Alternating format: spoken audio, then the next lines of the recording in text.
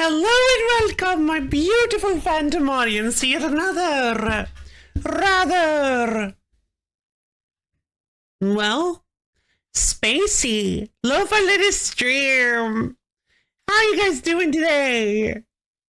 Hey, Borb, hey up, y'all. Good luck at work up, y'all. I'm so sorry you had a tough morning, but get some sleep. Get you some sleep. Have a wonderful, calm, relaxing night. That's good. I've been having a pretty good morning. Had some pretty intense, bizarre dreams last night, but I am feeling fairly okay now.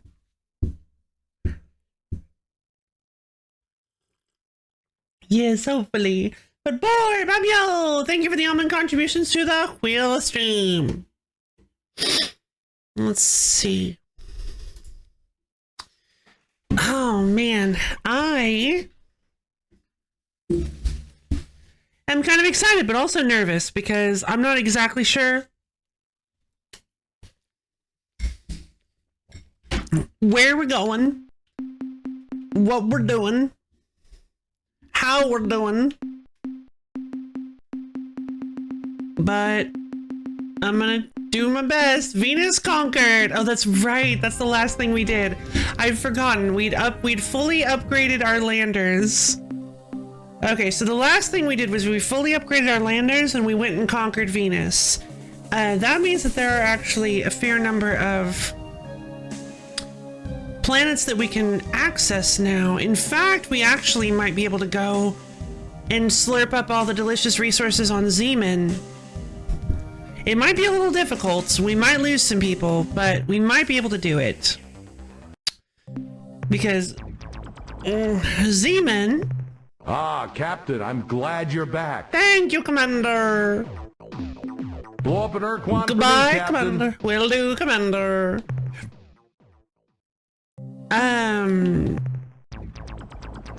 So let's see. So we're currently working with a Shiva furnace, the best of the best, and a Hellbore cannon. Good lord, that's a lot of money.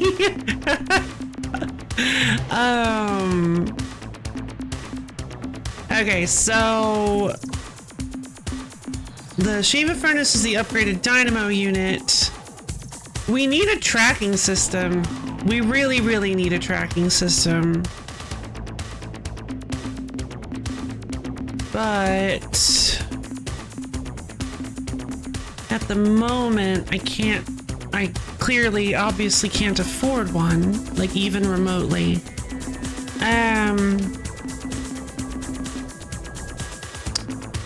Melody pointed out last time that now that I have all the blueprints and technology upgrades from Greenish, I can afford to put my money into not my money, but my credits into buying specific knowledges. Knowledge is power. G.I. Joe, I think. I don't remember. And let's see. Okay, so the Conquer's still there. I need to figure out, okay. Knowing is half the battle, that's what it is. Thank you. Okay.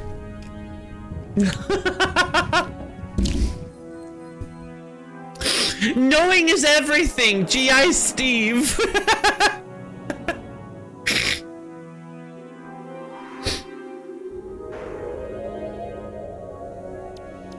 Or knowledge is power. Knowledge is power. G.I. Steve. Let's see. So, frustratingly... G.I. Joe! What? Frustratingly, I need to find something specific in order to free one of the female Shafixi. Maybe all of them.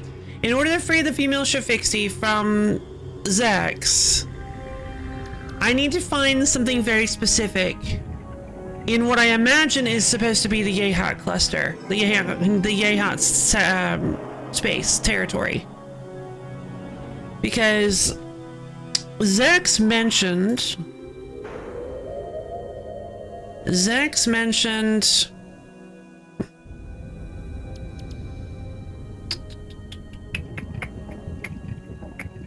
in the Vox. I think it's in the show fixed E. Okay, so yes, in order to acquire the Shafixi females, we need to find another small creature in trade. This creature seems to... Oh god. This creature seems to reside on a planet that basks in the yellow light of the system with a name that roughly translates to the long, thin creature who has swallowed the huge beast. That really feels like Serpent. Hello, Menavia! Hello! Is half of Yehat's just in dark space? Yeah, I guess so. But hey, Viral, how's it going? The only yellow star in the Serpentis system is Gamma Serpentis. The problem with that is that's the home system of the Yehat. So I'm constantly, if I do go here, I'm constantly dealing with Yehat. And I don't know.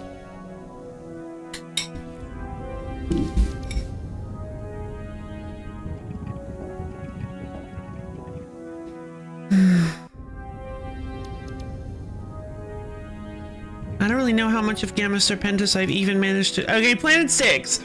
The only planet in Gamma Serpentis I've managed to clear was Planet 6. Oh, Lord. It's a very Quan, and boy, they really don't kindly to small keyboards.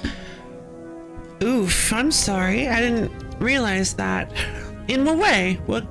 Illegal meta. Yay, illegal meta! I forgot about the need for illegal melody this weekend. Arrow keys. Oh. Okay, well, so let's think about some things. Let's look at our to-do list, our little Quan to-do list. So, Pecan territory seems to have moved. They won't stop. They're annoying. Yes, they are. So we need to, I think we need to make peace with the Yehat in order to actually stop, or at least in order to keep the Pecan from dying. And we need to do it fast because they're probably going to start moving out again. I want to hunt down the other rainbow worlds. When we need to confront the Yehat, we need to go find the Shofixie female. So it's all pretty self-contained. It's all pretty... Seems like you might be sticking your arm into a beehive with your guess. Oh, really?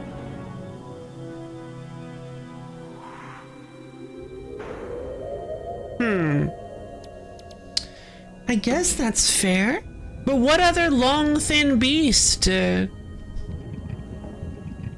long, thin creature would have swallowed the giant beast? There's no...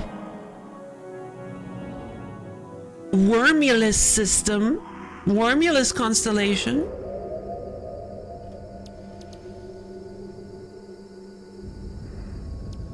Bellatrix. Whoa, hold on, what's this? Oh, wow. Alpha Vulpecula is surrounded by 6 green stars. What a fascinating constellation. That's why I found it has controller support. Yeah, I'm using a controller. Leave the commander sheet.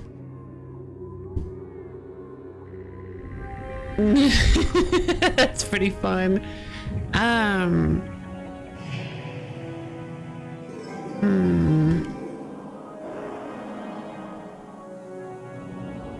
Is that the guess you were referring to? Is that it's gonna be in the Serpentis system, or? But you know, sometimes there's honey in beehives. I don't know. I just want to find it. I don't want the Pecan to die. So wait a minute. If the Pecan could go to the Yehat, will they actually... will it actually work? There's no way. Why would I have the option to turn them back then? Just to make things harder on me? I don't know. I don't know. All right, well, all of my goals, pretty much all of my goals at the moment revolve around finding that darn creature. And I don't know how to do that. So I guess I gotta go explore some other parts of space. You're reaching to be, I make sure you have a bug catching net. True. Well, I guess let's go try to track down the siren then. They're in Beetlejuice.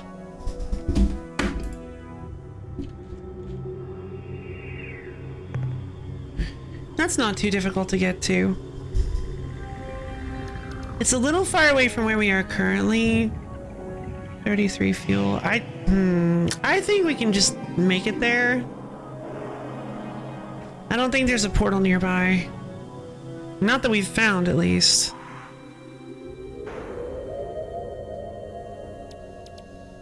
Oh yeah, the Sufox. They're the best. I love the Sufox. Alright, so...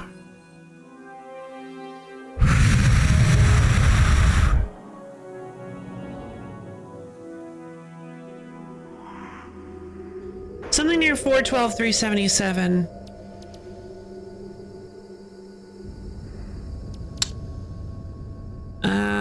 That one's pretty close. That's Cross Base. Yeah, the Camelopardus, that's what I was thinking of. Excuse me.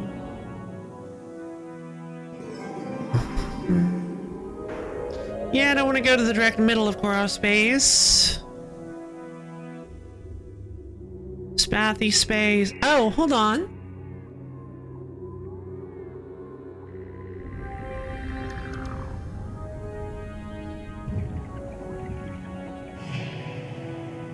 Yeah, 230, 398. Okay. Here. Near Epsilon Gruis. Okay. Well, that's kind of close. I think it's a little closer than the Koros base is. I think it's 25 fuel units away.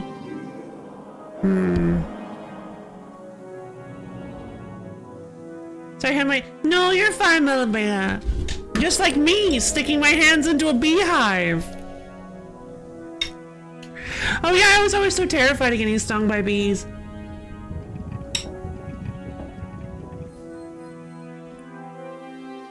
So what guess were you talking about? My guess about the system, or... Hey, Excess! Were you talking about my guess with the system, or my guess with not letting the Pekank go over to the Yehot?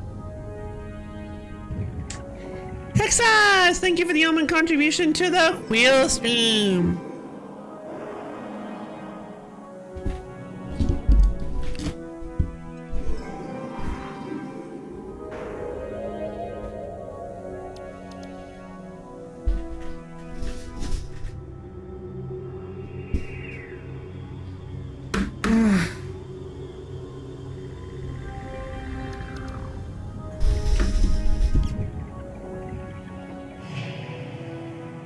Alright, we're gonna go to the... Yeah, you're cold on the Trail of the Beast. Oh, man. Okay.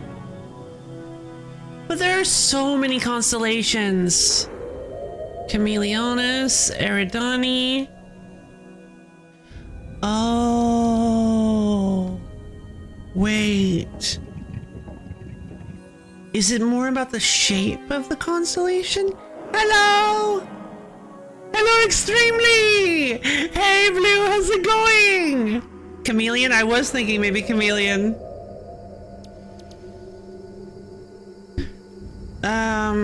The thing is... Oh, because it shapes like a chameleon's tail. Okay, so I think it's probably the tail then. Or sorry, the shape. The shape. Well, Kylie is a long, thin beast.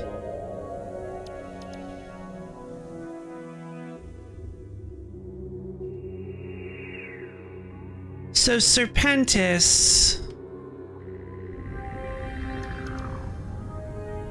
It's shaped like this, I guess, because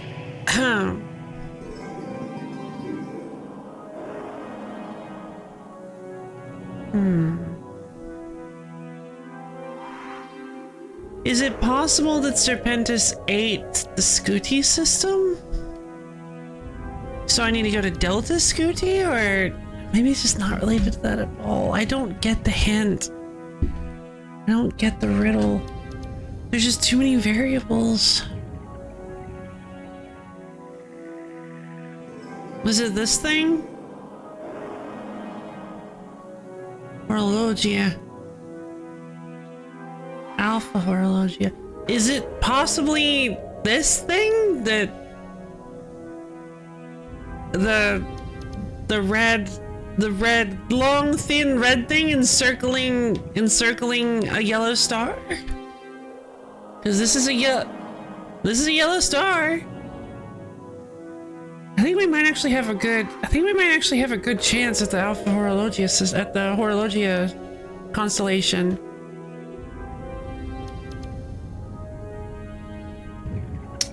Maybe. It's kind of really the only thing I can think of that would make sense. But also not really, because it's not a huge beast, it's just a single system. This is more long and thin. But then what does it lead to? There's one yellow star here, I think. There's one yellow star here, but there's also a yellow star here. Beta Ptolemy.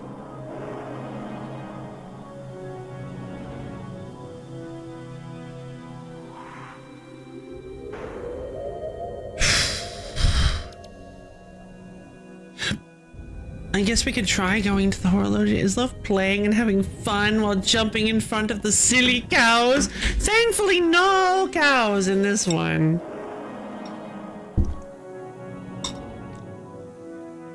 That's the bad one. But in order to figure this out, we're gonna need the power of the moon! Magical Moofi!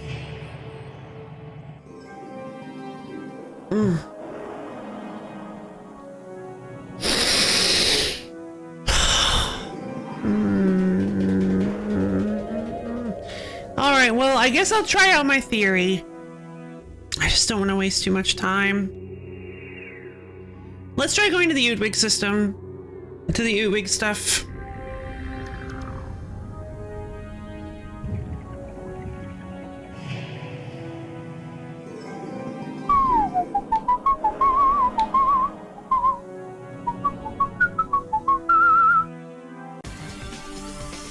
To quasi space!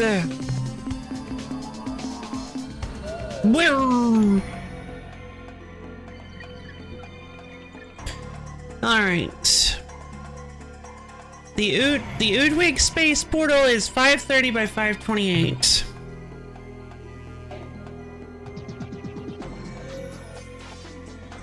There you are. And I can use this opportunity to catalog where the output coordinates are, because I didn't do that last time. All right, 775.2, 775.2 by 890.6, fantastic. Okay, so let's use this to head down to Alpha Horologia. And let's try not to get ambushed, hold on.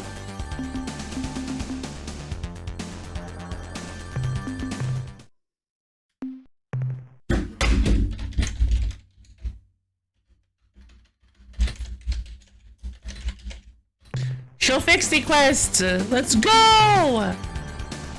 Let's try not to get ambushed by the Korra. if we can help it.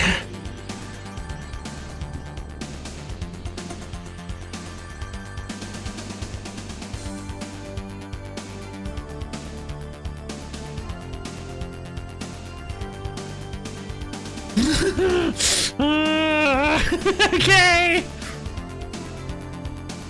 Maybe we can outrun them.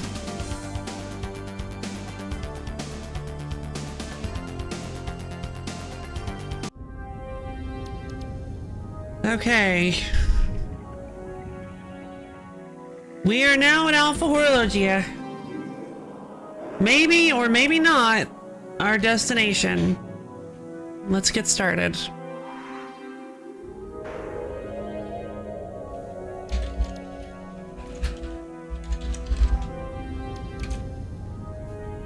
(720.8 by 754.1). Let's start with Planet 1, baby.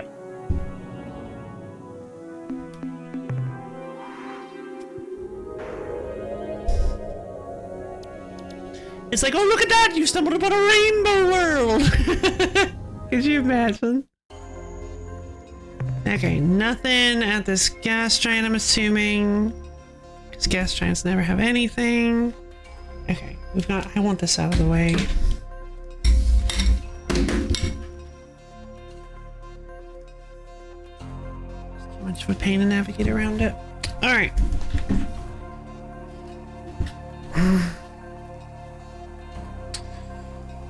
So we've got Planet 1, which is... I'm just gonna mark it as empty. But then it also has a moon. Oh, I can't even dispatch onto gas giants. That's neat. Got ourselves a copper world. Fantastic. Got a green copper world. What you got? Kind of nothing. It's not too exciting.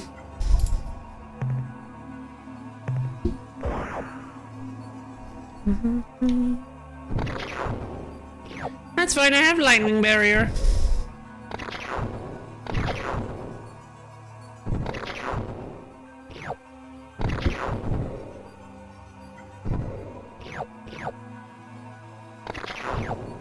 Alright, I'm out of here. Okay. Copper world has been cleared. And luck damage immunity, yep, sure do. Okay, so now we can move on to the next one. Oh, the world is gonna be, the whole galaxy is gonna be destroyed. It's gonna be my fault.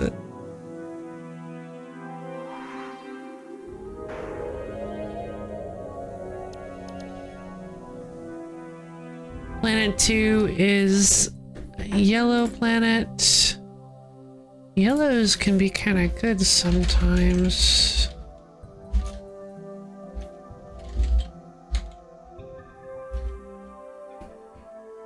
Okay. This is it's a Uria world, which is probably not nothing? Oh, lots of biologicals. Alright, sure. Alright, we can go pick up these biologicals. Why not? Let's give it a shot. I didn't check the... Oh, geez. I didn't check the... Oh, no! The conditions! Okay! No! These guys are fast!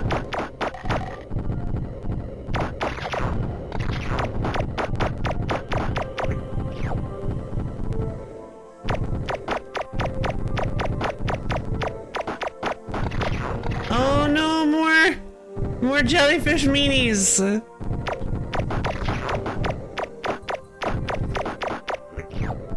Oof. Oh, we lost someone.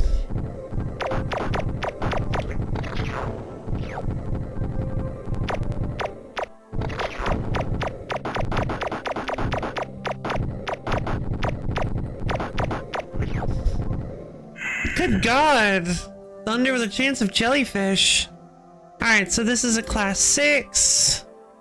I knew it didn't feel quite class 8.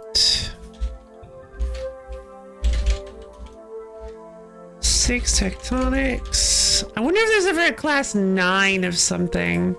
I don't think we've ever seen class 9 of anything. I don't think it's possible.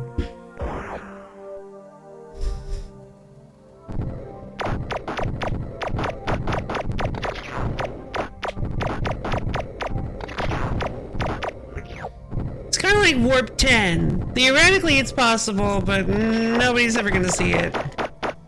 Ah! Because it's too dangerous.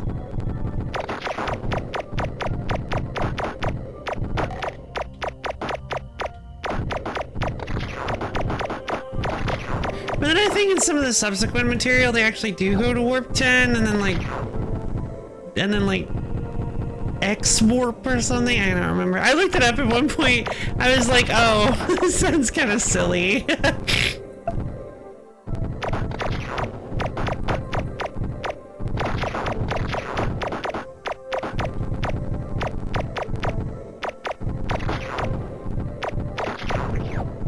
Like, I thought Star Trek was kind of cool growing up, but I was never like a major. I was never like what one would call a Trekkie. But I watched some of Voyager. I liked Voyager. And a little bit of Next Generation. I never watched the original Star Trek though. I just didn't. Oh no! Can I still get it? I just didn't grow up with it. Okay, well I think that's a lot of data. How much data do we have? Yeah, it's a decent amount of data. That can get us a decent amount of knowledge. I really would like... Okay, so... Planet 2, yellow biologicals, that has been officially cleared.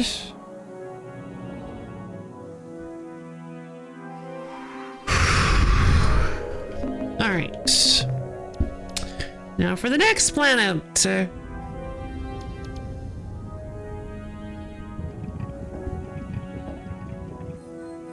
I'm on break right now. I hope you don't mind that I told you you were off on the Serpentis. That was going to be a lot of trouble for Nobi. Yeah, I don't even know if I'm on the right track now, but thank you.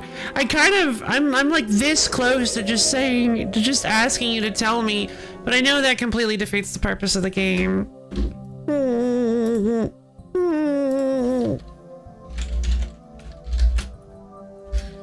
Cause just because I'm in a bit of a sour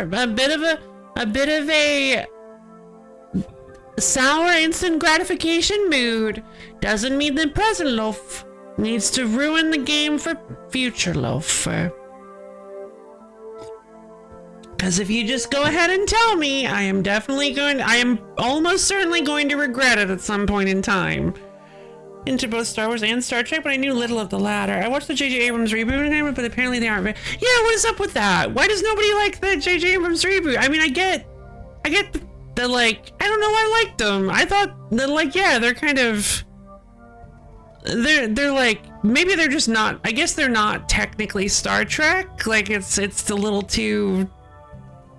Like, I think I've heard people say it's not Star Trek or something like that, but, like... I guess. It's so fun though. I like the movie. 500 meters! I do that all the time. I have a good extremely tiny breadcrumb hint liner. Sure, I'll take an extremely tiny breadcrumb hint. I love extremely tiny breadcrumb hints. Hints of both, but I haven't. Yeah, I grew up on Star Wars. I grew up on Star Wars and very little of Star Trek. The problem is that I mean, kind of because of that, I have like really mixed feelings about Star Wars. I was shown the original trilogy when I was very little, It's fine. Like, they're cool movies, I guess. And then I watched the trilogy, the prequel trilogy. I loved Phantom Menace. I thought Phantom Menace was so cool. The Darth Maul fight was awesome. I loved Qui-Gon Jinn. Obi-Wan was so cool. Pod racing scene was awesome. And Padme was so pretty. I loved the Phantom Menace. It's a fine movie. Like, I don't like now I would say, yeah, okay, it's an okay movie. I hated the second one. I watched the second one and I thought Hayden Christensen was so whiny. Like, without any outside input, I'm like, oh god, these scenes are so much.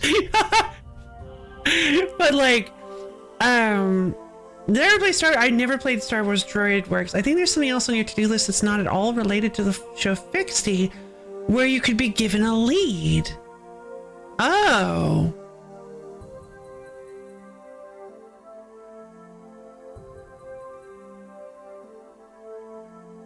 Okay, so my to-do list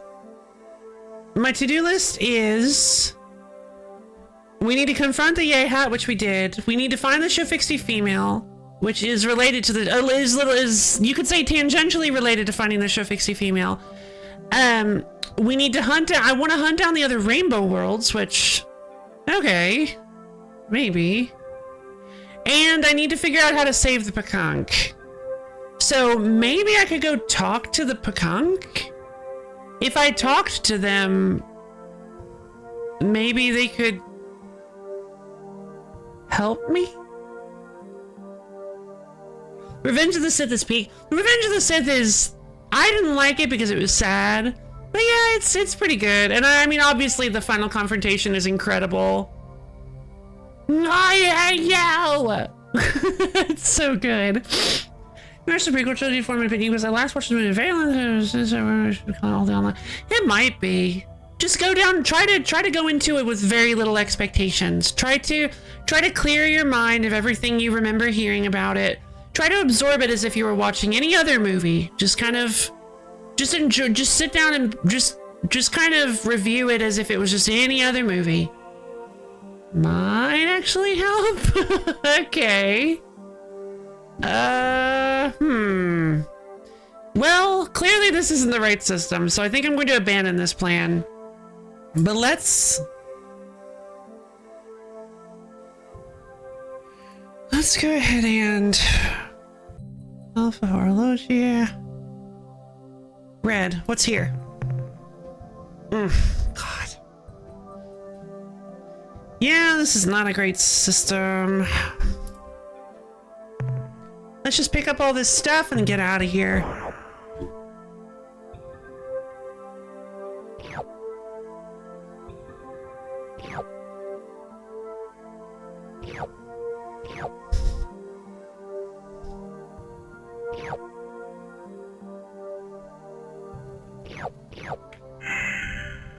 Okay. Alright, now as for the Pakunk, the best way to get to the Pakunk is by heading to Ilrath space. I don't know what system you're in or remember specifically where the beast is right now. I'm in the Alpha Horologia system, which, if I look at the star map, is here. In the middle of this red beast, this red amoeba. I'm in the very center of this red amoeba.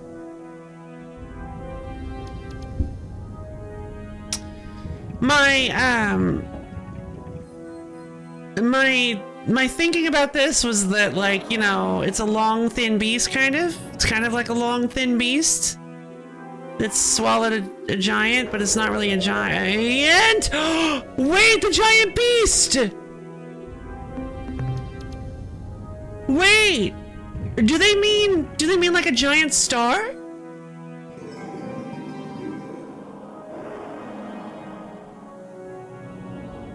Like one of the large stars? There aren't very many. The long, thin beast. Could this be it? Alpha Apodus. Apodus. Draconis. No way. Could this actually be it?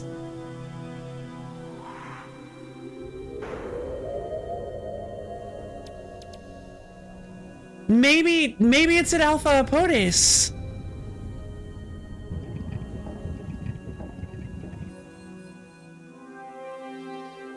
Draconis is also a long, thin beast. And Apodus, a long, thin creature that swallowed the huge beast. Anyways, yeah, this game isn't important. Anyways, started with Strideworks was an entertainment game for the PC where you built your own drone. Aww, that sounds cute. Okay, hold on. What is an Apodus? Apodus Latin. Apus. It's genitive singular of apus. But what? A martlet swallow. A kind of bird believed to have no feet. Oh no, the baby! God, no, I gotcha. They just like sail in and they just plump. Alright, I guess I'm sitting here now. No feet. No step, only fly. It's the inverse of a chicken.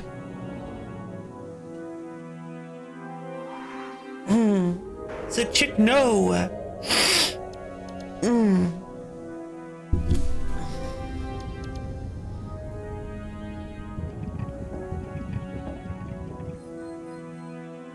Chick out! Ah, that's genius!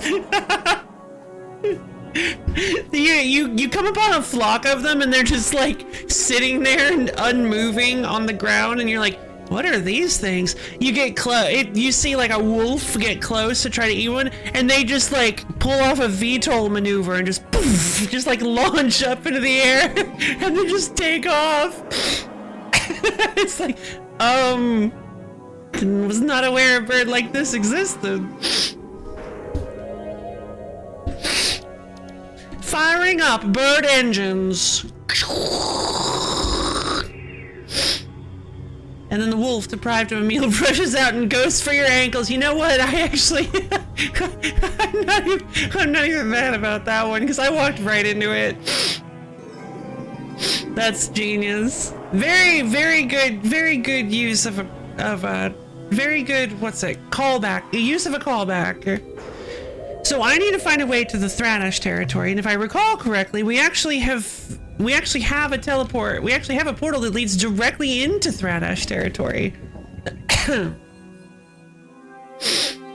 I mean, I could just go check. Excellent call. Agreed. I could go. Hello, Lady Kakasami. Hello and happy time zone. Oh, that's a much better way to do it than I do it. Happy time zone. I always just say I hope you have a good more night for Ning.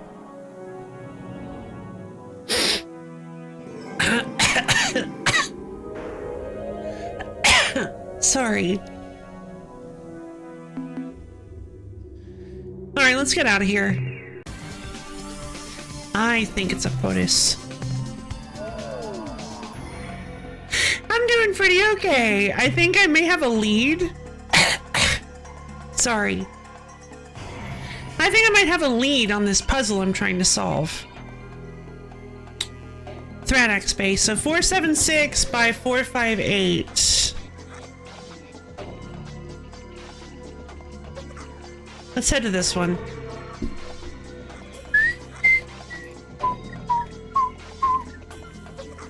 I'm gambling all my money on Alpha POTUS. Let's do this.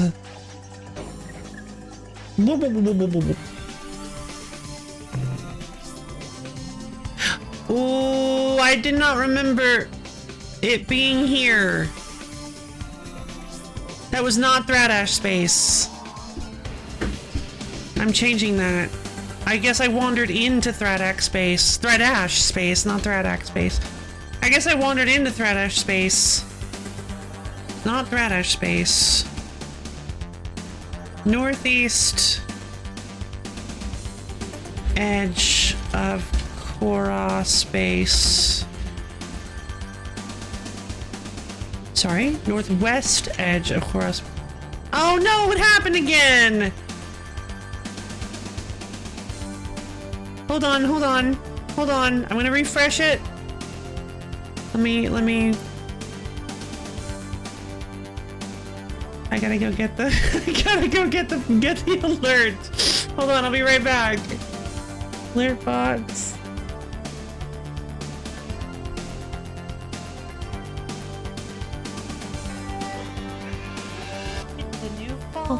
Yartza! Thank you for the follow. Hope you enjoy sticking around for a little while. Don't. It's just Kevin's filling in for you. Don't worry about it.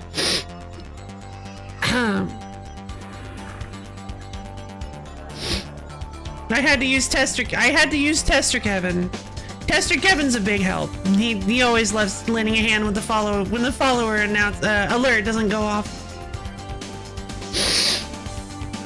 Oh, right.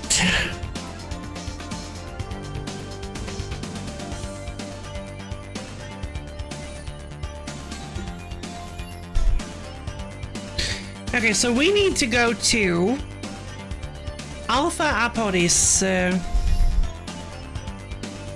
which is a big yellow star. I'm probably completely off, but I want to believe. I want to believe.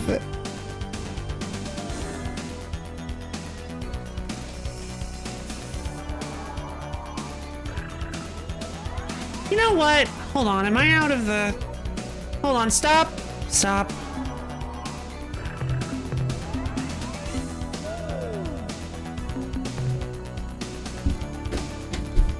I want to talk to Greenish.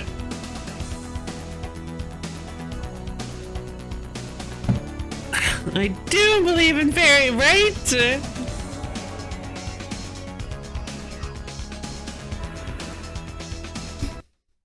Welcome back, Captain. You are our favorite customer.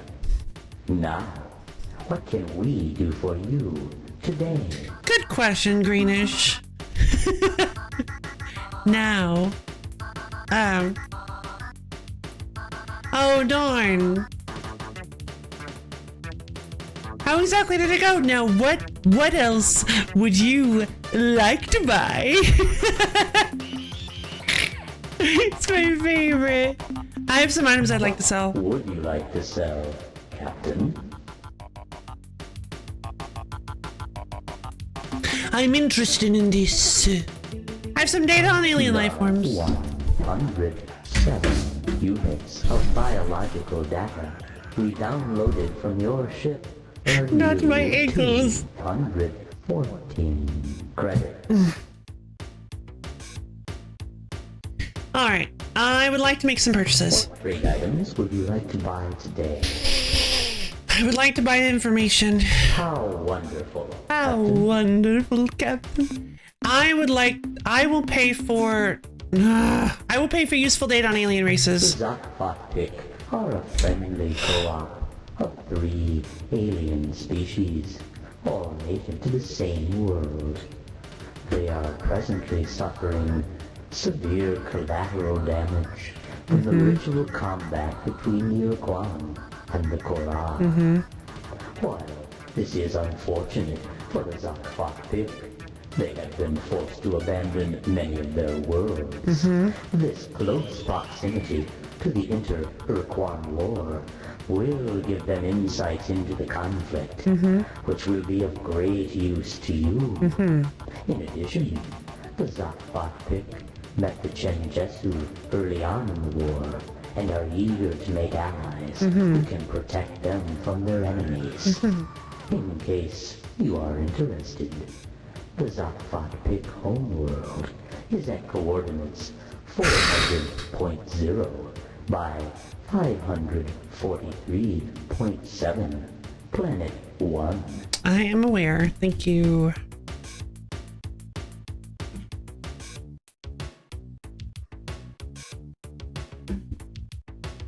Star Alpha Toucan A1.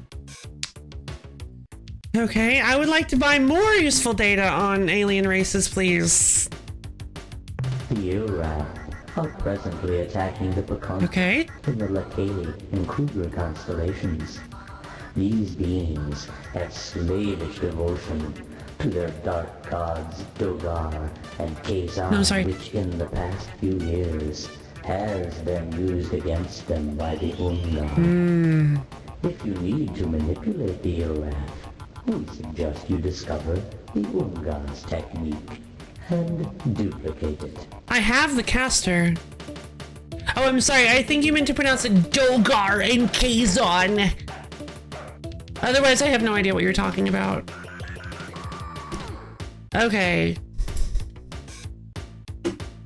Lakali and Kruger constellations.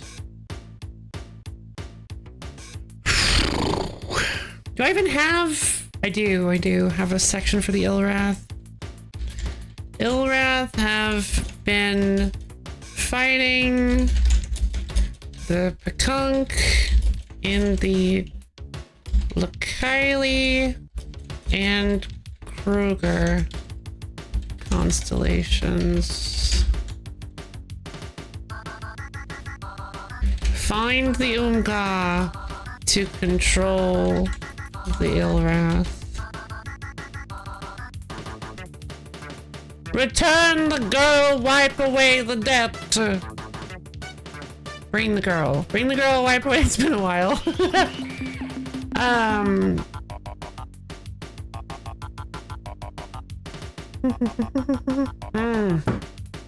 Okay. So one last try. Do I go for useful data on alien races? Or do I do current events? I'm going alien races. The Pekunk are a mystical Oh, hold on.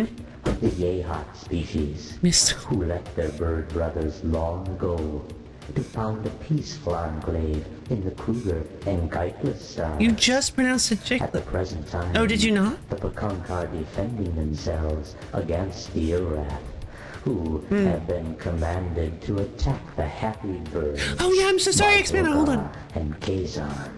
Happy bird. The Pekunk may be unwilling to make a formal alliance with you, but we have confidence that if you explain yourself honestly, they will help your efforts against the Quan. Crud. Expendo! Thank you for the almond contribution to the wheel stream. How you doing? Bioshock 1 better than Bioshock Infinite? Fair. I remember playing all the way through Bioshock Infinite, and I'll be honest, I don't remember why.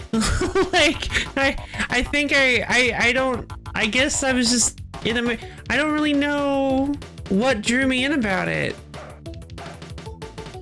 I've never really been a big Bioshock fan. I think the little superpower things are kind of cool.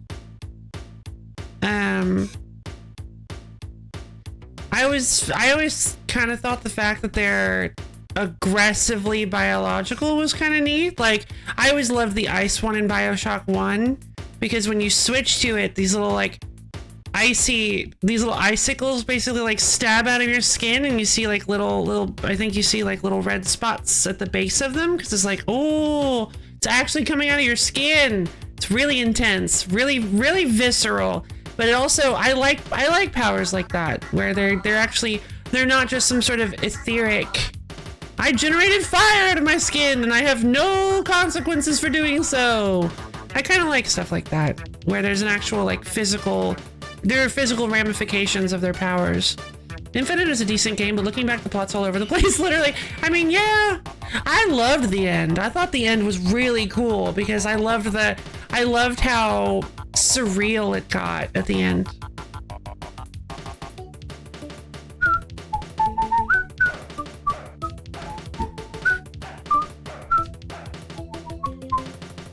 Well, I guess I'm out of money. I guess I'm out of credits. I'm done buying information. Or... What else would you like to buy? That's not how you're supposed to say it! Hold on, let me look up the old one.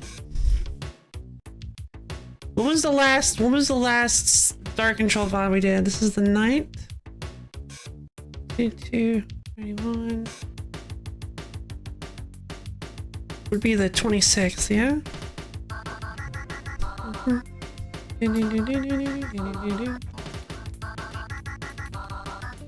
Okay. Alright, I found... I'm interested in... Oh, I don't have the money for new technology. Hold on. Okay.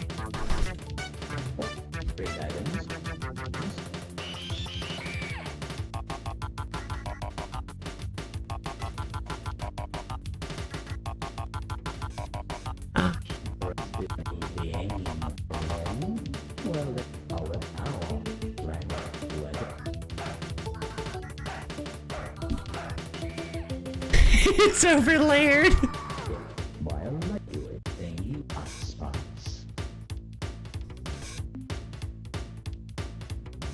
Come on, say it!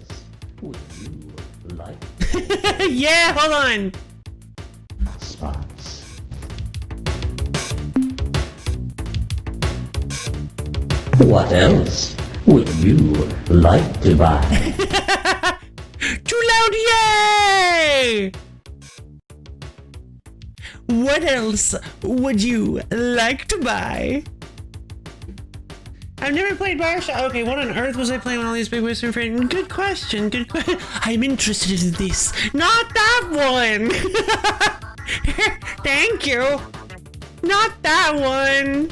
The other one! It has been a pleasure dealing with you, Captain. Thank you, We Greenus. look forward to your next visit.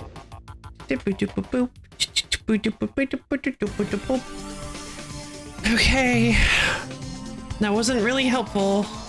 So off to the Alpha Apody system.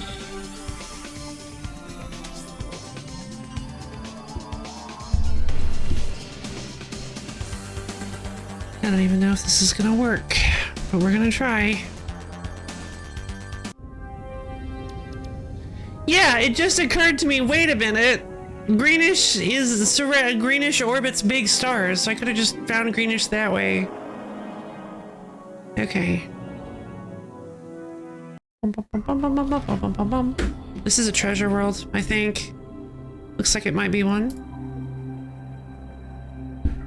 Let's see. We've got Alpha Apodis. How many stars have I controlled? Too many! And also not enough.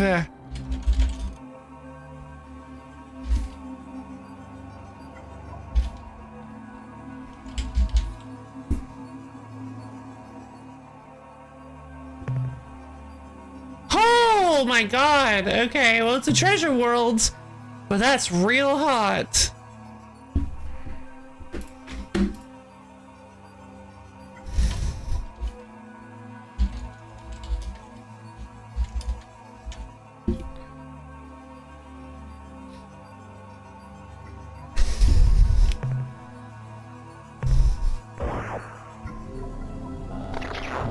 Oh my god.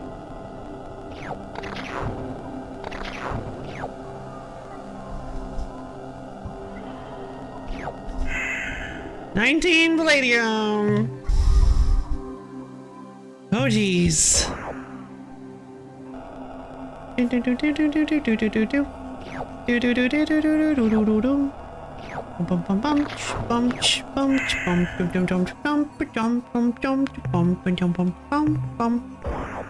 What else would you like to buy?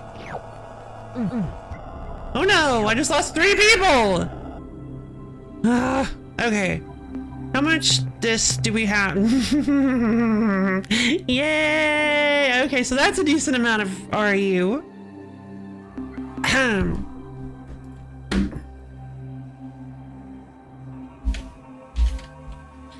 Abundant, precious, minerals. And also clear.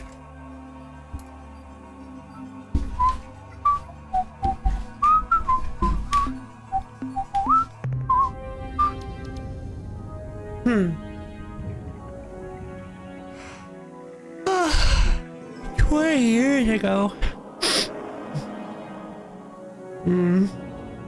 I wasn't even allowed to interact with this reality 20 years ago. I mean...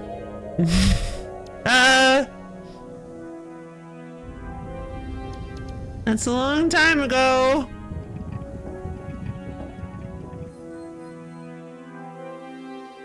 Totally human. I don't think it's here. I don't think it's here. I don't know where it is. I've given up hope. It's never going to happen. I'm gonna stumble. It's gonna be on this planet.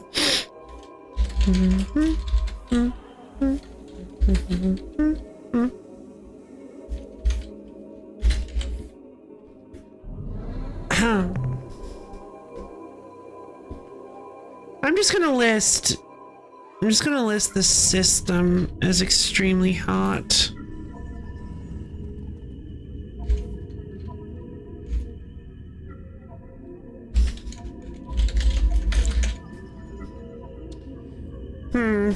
That's fine, I guess.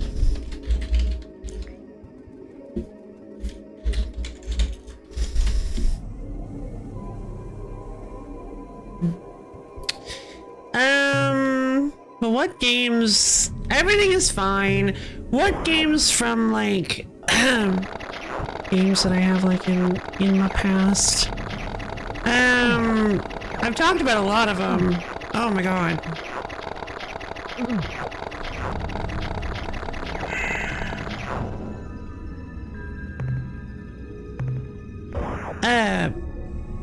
As far as like PS3 games go, no.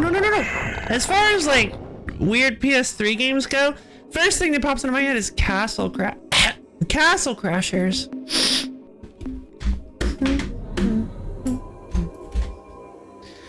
I liked that game a lot, and the soundtrack is still really, really good.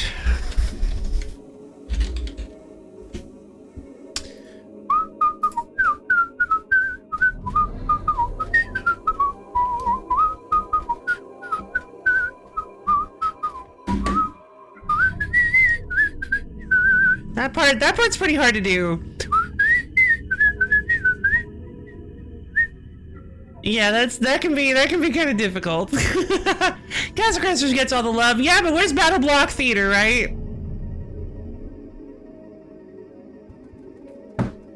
Battle Block Theater now. I think it's called Battle Block Theater. I only watched a friend play it. I never played it myself.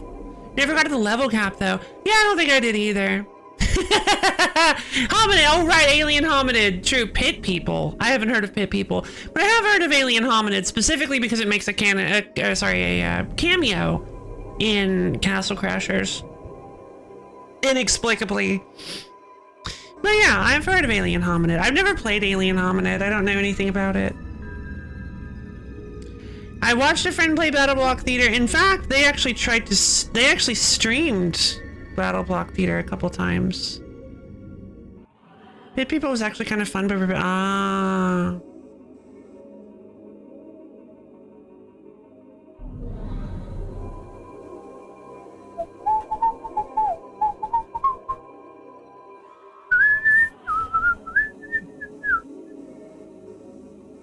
all right. So I do like the Castle Crashers main theme, the forest theme, and the ice theme. Those are like my two. Oh, those are like my three favorite Castle Crashers songs. Hexagon style tactics game where the narrator, voiced by Stamper, actively tries to kill you. Ah, well, that's a neat concept.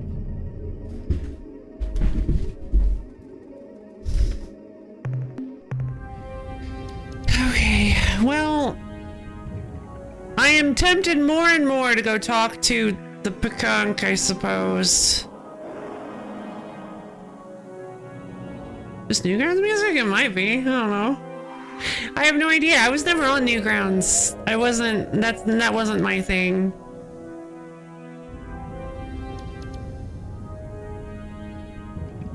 Puzzle quest. Yes. I wonder if the AI in the game really did cheat. I believe it did. Yes. There's even a Puzzle Quest 3, Puzzle. Here it is. Puzzle Quest Challenge of the Warlords on Steam.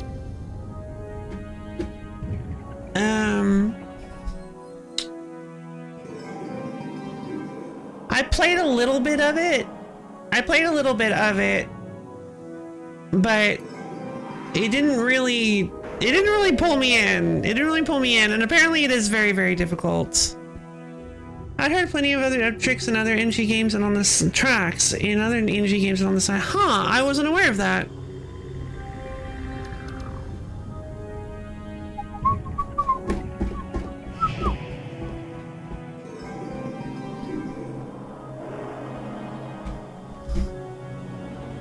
Yeah, and the only thing I really remember about Puzzle Quest is 90s sci-fi on the cover of it. Let's see,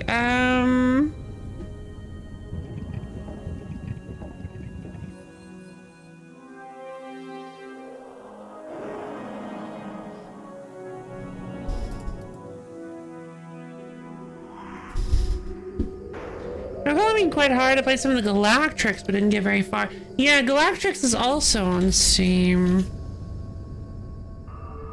It's got mixed reviews. Yeah, I feel like every Puzzle Quest I've seen outside of the first has just gotten mixed. Has just not been received very, very well. Oh my god, time's passing! Oh no, it isn't. I'm in the menu. Yay!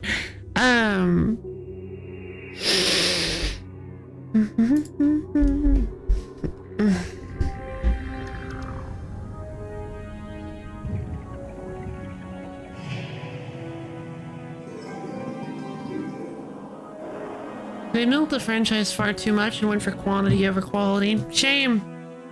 Big shame.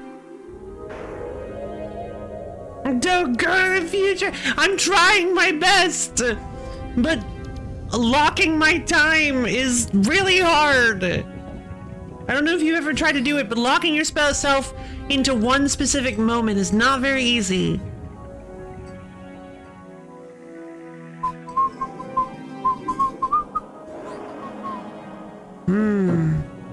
God, that would be terrifying, because, like, you'd be able to freeze time in a way, because, like, time would look like it was frozen, but to everyone else, you just disappeared.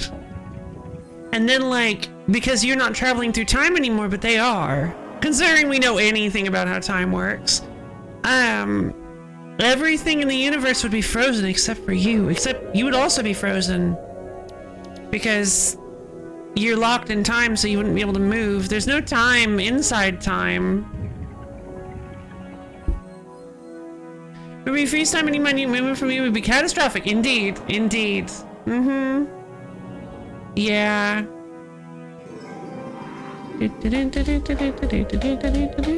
I believe you wouldn't.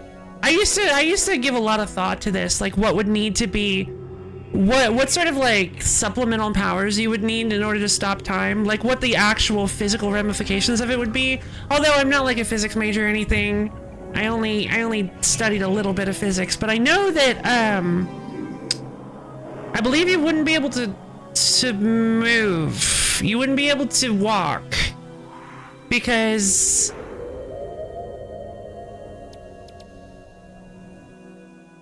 if you can't generate force, unless, maybe I was wrong about this one, I don't recall, because in order to like walk, you need to push off against the ground, I think. So you can't, and because there's no like, because the outside world can't interact with you, there's no like application of force. You can't actually move. Now, I know Rabbit one time said that, like, yeah, if you tried to push on something, you would be, you would be applying an amount of force over infinite time. So it would be like infinite energy or something like that, which I get that take, but yeah, there's lots of weird stuff you'd have to do to be able to actually move while time is stopped, because time can't stop. You can't do that. That's not how it works. Probably? I don't even know, because that's the thing, is like time probably isn't even, time's not even really a force. Probably time is more like, I don't even know what time is. I can't wait for us to figure that out. I can't wait for us to be like, this is definitively, we finally figured out time, ladies and gentlemen and non-binary friends, we did it. Turns out time is just, it's just a thing that's been produced by a little goblin inside of a cave. His name is George. He just kind of, you know, that's his job. Simulate time. Breathing would be impossible. If time stopped, the air molecules would not be moving, so how would they get in? Yeah, that's a good point. That's a good point. That's why, but the thing is, like, yeah, because if you can move, however, you have to consider the fact that if you can move, there's some sort of sphere of influence going on. So it's entirely possible that the air you're trying to breathe in would fall under your sphere of influence if it gets close enough to your mouth. So maybe you would just have to be like a fish and go like, like move, move. You would have to grab the air with your mouth like you're using a butterfly net. Oh my god. But yeah, if you have some sort of sphere of influence over your body, stop time so she can become fish.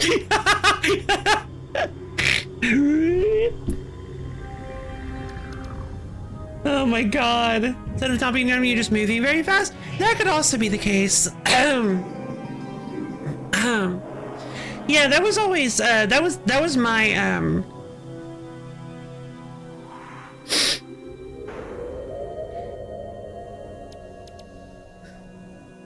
nah, never mind. But yeah, I think it's a really interesting, time stop is always like a really interesting thing, because it's such a powerful concept that it's such a powerful concept that we just can't really rationalize with any of the rules. Like, obviously there's so many things like pyrogenesis, creating stuff out of thin air, all sorts of magics that we can't excuse me, that we can't figure out. Basically clock stoppers. Oh, is it really? Clock stoppers. Steady break.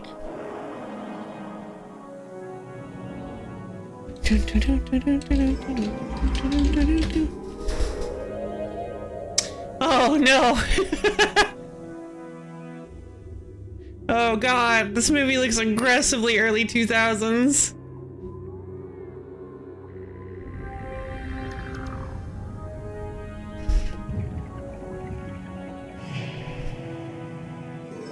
Oh my god, it almost looks... Yeah, wait, what movie does this remind me of? What is... Oh, this reminds me of a movie. This title, this, oh, hold on. This movie poster. Oh my god. Kara, it's like... So there's a kid, he's like a secret agent. Cody Banks! Yes! Wait, hold on. Check this out.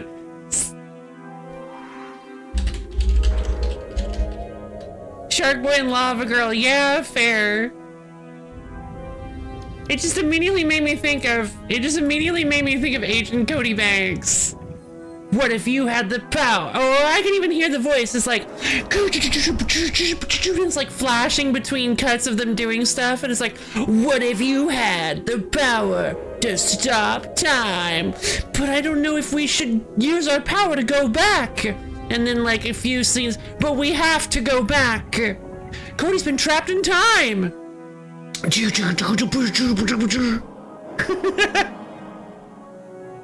When 3 teenagers get the power to stop time, what kind of antics do they get into?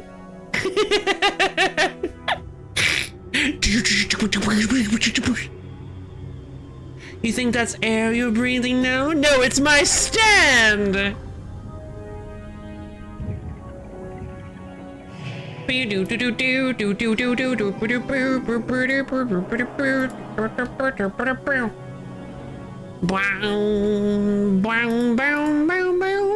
remember the plot of this movie, but I do remember the one guy stopped time for a week and he aged several years. Whoa! Wild! Hyperbolic time chamber!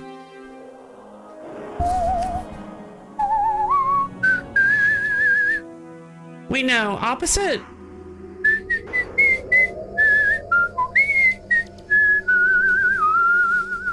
Hypersonic lion tamer. No! Hyperbolic time chamber!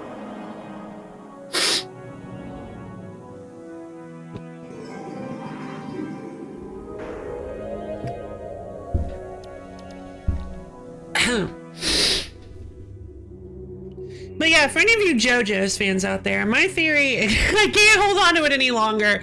I don't know if there even are any JoJo's fans in here, but that's speaking of Dio that we weren't talking about. That's I always theorized that because the problem I've always had a problem with Dio's stand, and well, no, I don't want to say that because I've always had a problem with. Oh, but then again, it's also kind of whatever. Everybody knows. I've always had a problem with the world because it stops time everywhere, and we know because of the rules. Chances are 80% of the fair. Because of the rules we know about stands is that like they have a specific limit to like the extent of their power, to like the range of their influence. And I always thought it was kind of weird that even though they are close range stands, like the ability to stop time is too much. You're stopping time in the entire universe.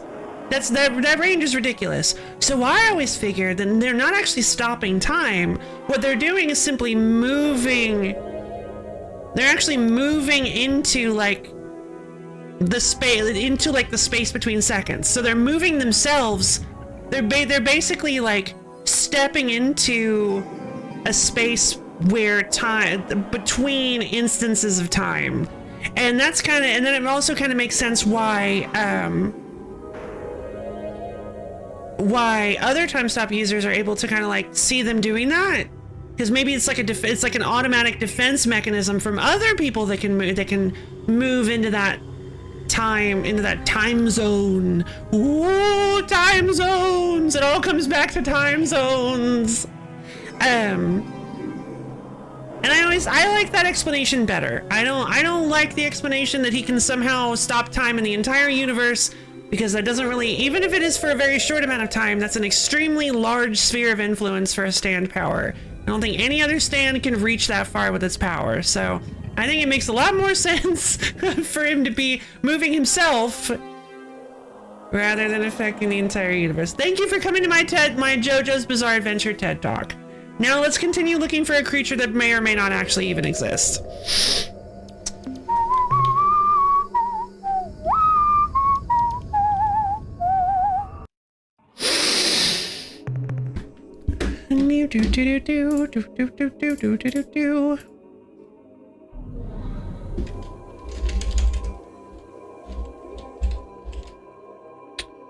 A long creature that ate a big thing. Yep. Long creature, big thing.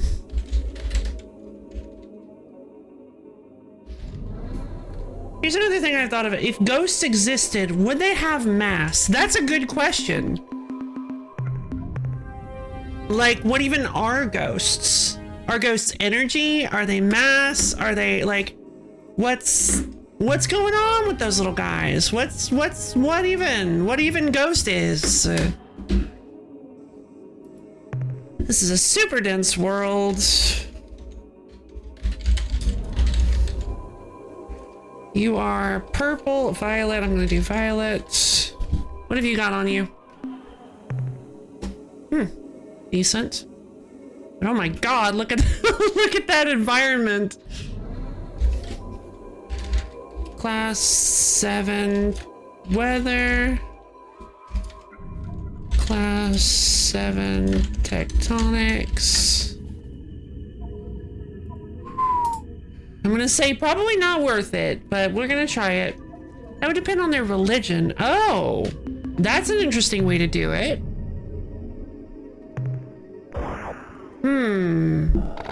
Ah, oh my god! Help! Oh my god! This is the most volatile planet I've ever seen! If ghosts don't have mass, then they wouldn't be affected by gravity. If they're not affected by gravity, then is there just a line of ghosts that follows the path of Earth through space? Good point. Maybe... Because, okay, so the thing about ghosts is that we have to, again, we have to kind of assume some things.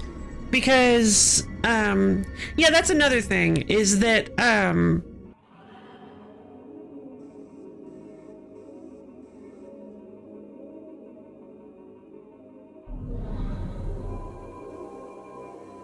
yeah, because, hold on, because didn't,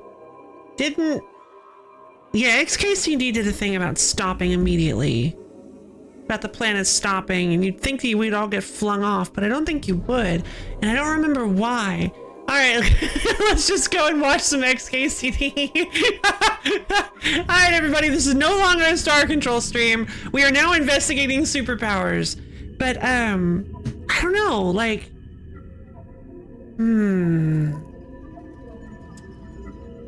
So... Yeah, if they're not affected by gravity, whatever laws that bind them to this world, I imagine would bind them to the Earth. Oh man, I miss Star Control. Unfortunately. No worries, Boomer. We're still playing Star Control. We're just also debating, we're just also thought experimenting up some superpowers. Or, well, I guess supernatural elements, because we started with time stop and now we're on ghosts. See, I don't know, because you have to imagine that there's some sort of laws that bind the ghosts, right? Because we don't know, because of the whole, like, what exactly is a ghost? Is it some sort of immortal soul? Is it the last vestiges of your consciousness? Is it just you, but in like energy form? Is it electrical signals that are mimicking you? Like, is it any number of things? That's the problem, is that we don't, like, there could be any number of different kinds of ghosts. So what exactly is a ghost? And if I think that's actually what you asked. Oh no, you asked would they have mass? Yeah, and that's a good question. Like, I imagine maybe the whole they don't have mass, but the reason they behave gravity is maybe because Christian ghosts probably have mass. Yeah. Dang it! How did I not see that? Oh man. Oh, I can't believe I didn't see that. Oh, that's so good. Only the Catholic ones? Yeah. Darn.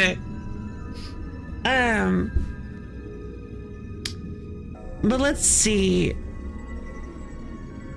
So maybe whatever laws bind them to this world sort of try to imitate how they were in life, which is why they kind of stay close to the ground, why they kind of imitate gravity in a way. Although some ghosts can fly, some ghosts, and I have no idea why, but the first thing that popped in my mind was Murdered Soul Suspect, a game that approximately 7 people have played.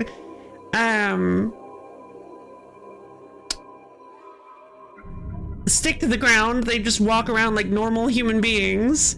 But I guess most ghosts fly and pass through walls, yeah? You see a ghost, it may just be the soul or astral projection of a little girl who's trapped somewhere. True. It could also be the astral projection of a guy who's bleeding out at the bottom of a drainage ditch. I think that's what that was. Have we talked about this movie? I don't remember. I don't remember what movie this was. There was a movie where the entire premise was, I know we've talked about this. We had to have. There's a movie where the premise is that like this guy is dying and he can like, he's basically astral projected, and so he's like haunting this girl and trying to get her to notice him, and like for some reason she can kind of hear him like occasionally, so it's like, oh, whoa, and so he's trying to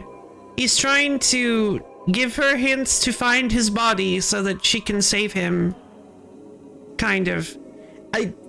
I'm leaving out a lot of the important bits of the movie because I'm sure maybe somebody wants to see it from that description. But anyway, also ghost stuff, kind of. Also kind of ghost stuff. And so if he astral project, why astral project also follow rules of world? Why also they stick to ground? One more! Thank you for the almond contribution to the wheel stream. I wonder if maybe it's just because of expectation. Maybe ghosts are born from thought energy. Stand up power. Maybe ghosts are born from thought energy, and because people think that you gotta stick to the ground and you gotta rotate with the earth, you gotta be that way. Maybe that's why some ghosts do that. And maybe some ghosts fly because that represent fly, and they don't have legs and they're like spooky tattered dress. Maybe that's because they're losing their grasp on who they were. Maybe they're becoming more animalistic. Maybe they're losing. This is suboptimal.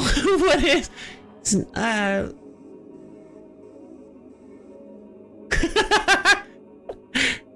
Wheelstair has been replaced with thought experiment stream. True. we just spent the entire stream just talking about concepts. It is normal. I remember walking. I remember standing. I remember here. Oh, I like that. But yeah, okay. So that, I suppose that kind of makes sense. Maybe the reason ghosts behave that way is because of their connection to their past. Because ghosts have always been like a connection to the past, can't move on kind of thing. So I wonder, yeah, maybe that's why ghosts do what they do. Not all ghosts, because people write all kinds of ghosts, but maybe almost all ghosts. I don't know. Auto scan. All right, so we cleared off the super dense world. That was fun. Thank you for the thought experiment. Expendo.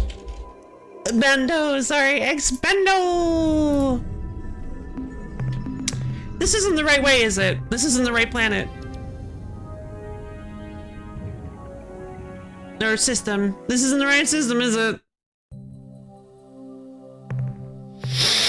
Well, the system has some really great resources, so we might as well stick around.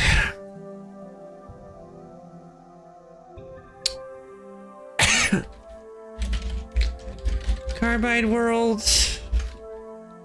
I think it was red. It looks red. I don't really want to go back to Chain of Memories. Yeah, I don't either. Most people I've met don't. Hey! Quit it! Stop that! I've got my shields. They're supposed to work.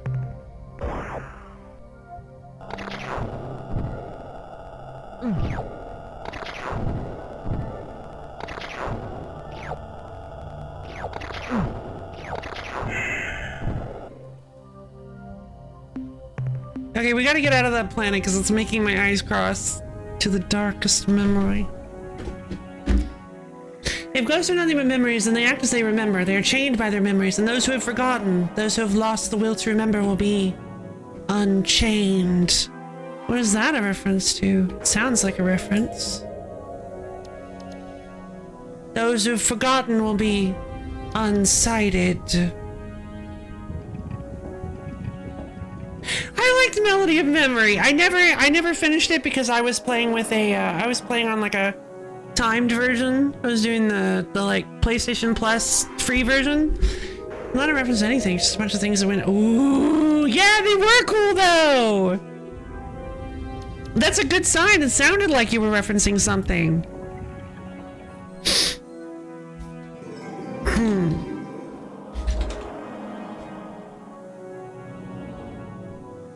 Yeah, if somebody asks you what that's a reference to, take that as a compliment, because that means it sounds like something that it sounds like something that they think was like created by a professional, somebody by like an actual like creator of thing. Take it as a compliment.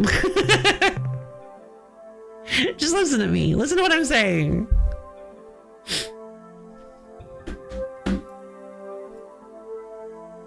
That's how I always see it, at least. A second carbide world right next to another one. Aggressively red. I finished Melody Memory or something for rhythm game. There was too much going on the screen. I liked the going on screen thing. I thought that was fun. Being much depth to the RPG elements, which seemed entirely incidental. Yeah, I agree.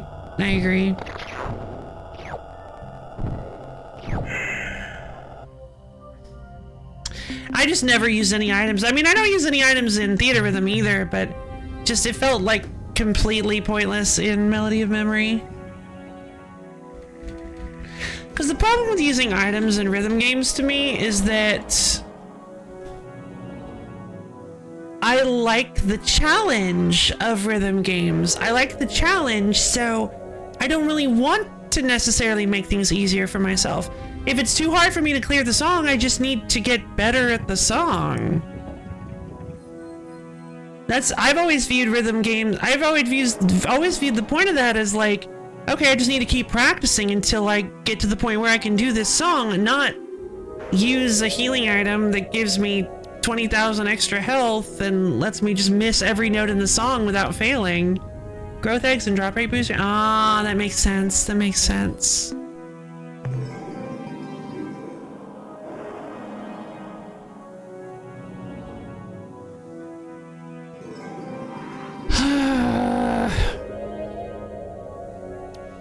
Alright, you know what? I've been tempted by that white planet this whole time. Welcome back, Captain. You are our favorite customer. Thank you, Greenish. Now, what can we do for you today? Nothing. Sorry, Greenish. I didn't mean to. It has been a pleasure dealing with you, Captain. Thank you, We Greenish. look forward to your next visit. Why, thank you.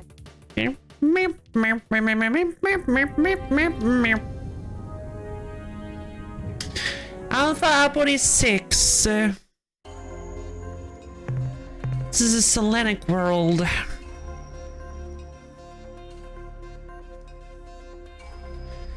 Nothing good.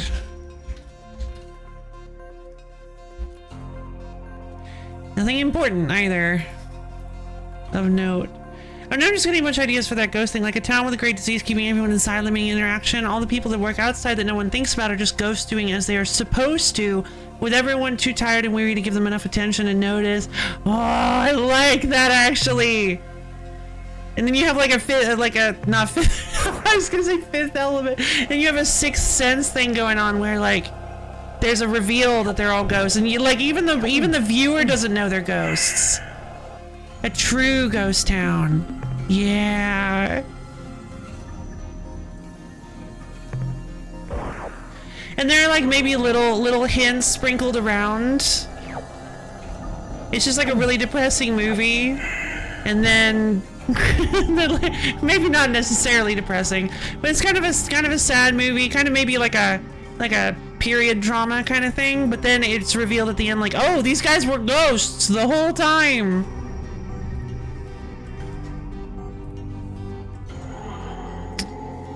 Let's see.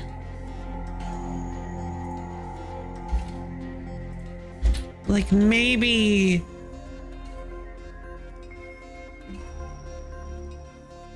Yeah, like maybe there's like a drama, like after maybe a little while into the movie, an out-of-town doctor comes in. Like maybe they're sent in to help deal with the plague, and they keep wanting to take a look at the people that are outside. They keep saying, I'm going to take a look at the people outside, see what makes them different. They don't seem to be suffering from the plague like the others do, and everybody's like, no, don't touch them. Making me want to play through Ghost Trick, and it's a good idea. Ghost Trick rules. And they keep telling her like, no, it's maybe this is starting to sound like as soon as we like created this premise, I started thinking of it like an M. Night Shyamalan movie, but yeah, maybe the townsfolk keep telling her, no, you can't interact with them. Nobody interacts with them. They just do what they do, and we don't interact with them. And so she keeps wondering, she keeps interacting, she keeps trying to cure the plague, and maybe some weird things are just not quite adding up. And then maybe she does experiment on one of the people that are outside.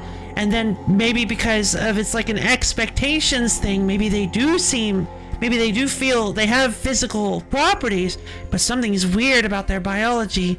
And then like at the end of the movie, they all fade away or something. I don't know. These people lose their memories when really the memory loss is just a result. Yeah, I like that actually. Oh, that could be cool. Yeah, like please don't interact with the people outside. They've lost their memories thanks to the plague, and it's like, but the plague doesn't seem to be affecting everyone that way. In fact, it seems to be actually making some people violently sick with lesions, and it feels more like a pox than like something that is actually just removing memories. So what's up with that? That doesn't make any sense. Is it sort of like an after effect of being cured of the disease? But then how were they cured without any town doctors? I don't understand what cured them. And then, although maybe the ghost thing that they're actually dead the whole time would feel like a bit of a cop-out ending, because if you're setting up all these mysteries of like, how are they, oh my god, how did they cure the disease? If like the one thing you have to worry about stumbling into that is creating too interesting of a potential answer. Because if you make a bunch of really interesting potential answers, then you have to make sure that your actual reveal and answer stacks up to those potential answers. Yeah, Pathologic 3, that's great. You have to make sure that your actual reveal doesn't. Obviously, you can't predict every potential answer people might come to, but you need to make sure that the actual twist you come up with, it holds up to the mysteries that you're creating. Anyway, whatever. Not a writer. All right, what's on here? I think we just finished this planet 6.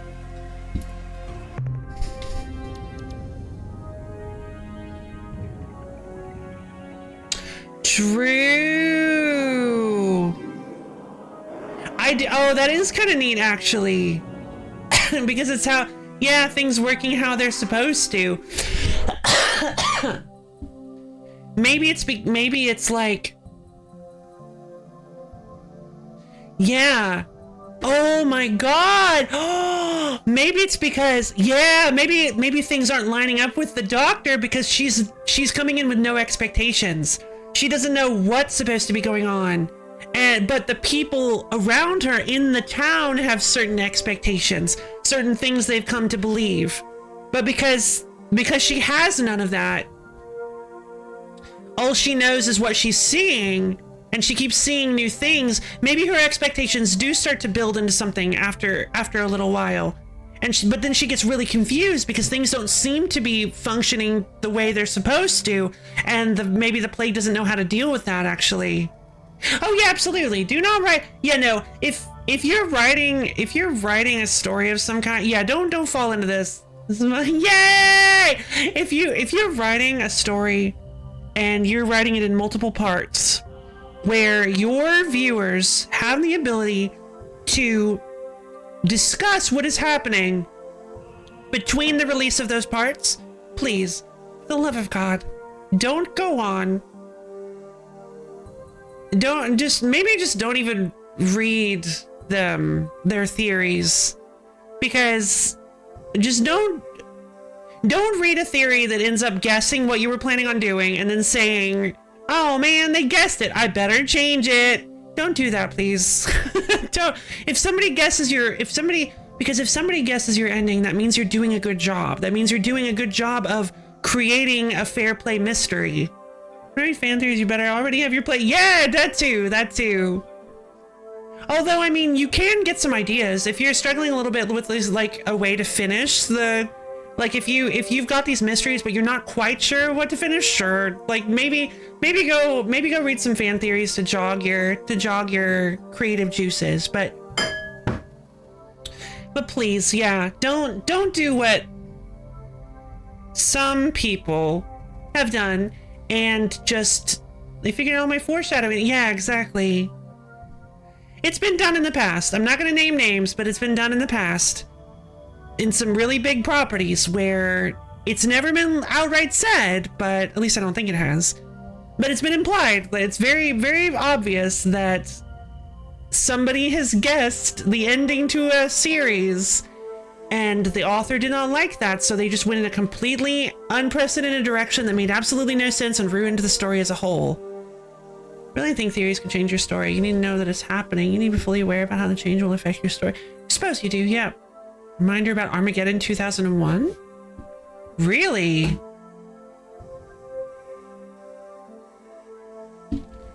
There was a bad twist in that? Oh, Armageddon 2000, not the 98 movie.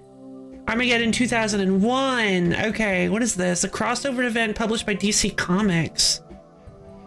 Oh, I thought you were talking about the Bruce Willis movie. Bruce Willis? Yeah. Bruce Willis. I thought you were talking about the 98 movie. Leaks, not fan theories? Ah, shame. House Brothers ruined a DC Comics event. Yeah, it's one of the first. It's one of the first videos. Shame. It was legless bird. I would love to see a legless bird. Oh, Linkara did a review. So is Linkara still doing stuff? I hope they're doing okay. Linkara.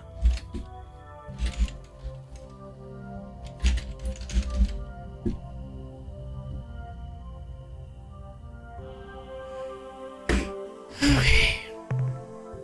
Yes, cool. Wow. I can't believe that. I remember. Wow.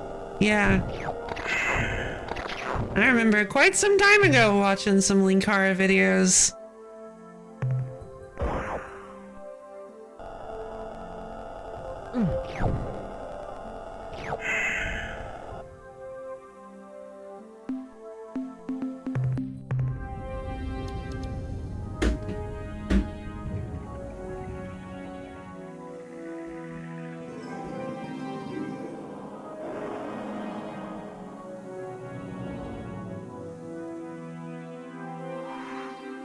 Yeah, I remember getting, from what I remember of their videos, of Linkara's videos, I remember getting like a sort of like nostalgia critic-esque vibe of skits without all of the things that make the nostalgia critic, you know. Oh, care combo. All right, I'm gonna go get some water real quick. I'll be right back.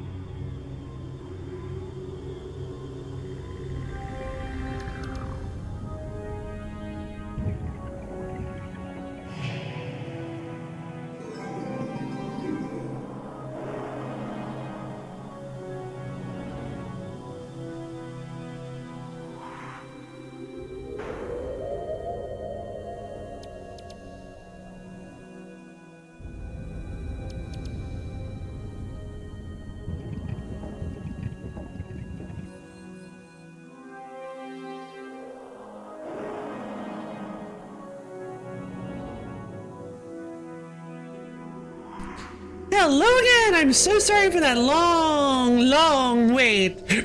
Excuse me. Let's see. More than actually making reviews that are positive more often these days. We absolutely used to being angry in it. Fair. That's good. That's good. Yeah, I always felt like I remember I only watched like 1 or 2 Linkara vids, but I always remembered them having regardless of how angry he was at stuff. I always felt like they had like a creative, knowledgeable view of things. You know, unlike anyway. I've watched some recent. Fair. Maybe I'll get back into looking at the feeling car vids. Who knows? Placebo of life. Oh, that's cool. Well, I don't know. That might give too many things away. Bad. Yeah. Hydrate with you.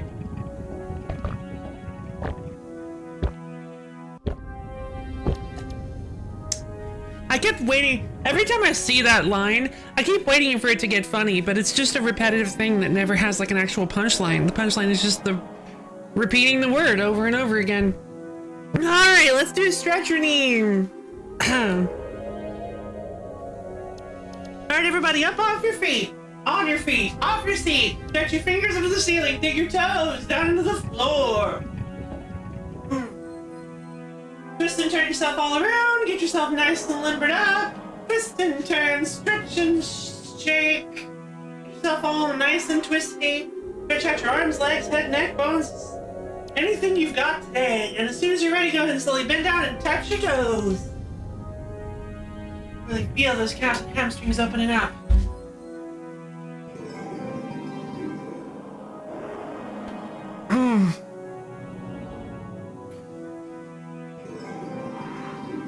I mean, I can't even really think of like I'm trying to think of like a good joke to bounce off of the back credit card. I don't even think I would touch that one. I think it's just funny enough on its own, right? Like, back credit card. That's just a funny joke because it doesn't make any sense. You don't have to expand on it. Bruce Wayne is a billionaire, I think.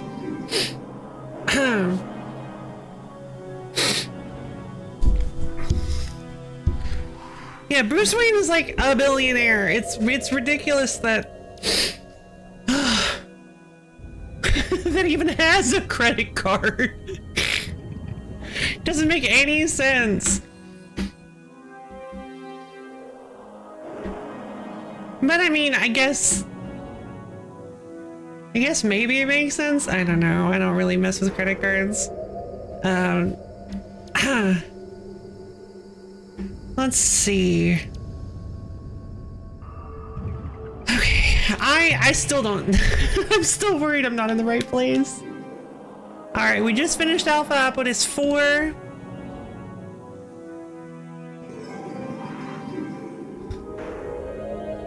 I guess we need to do 3. Have we not done 3?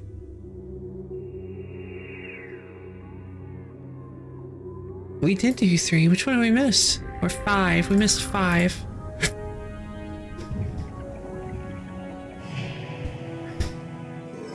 Yeah, I remember. So, oh my god. So,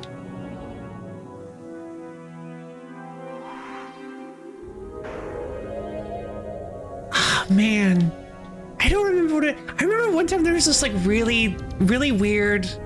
There was this really weird comment that somebody was doing, that somebody posted about,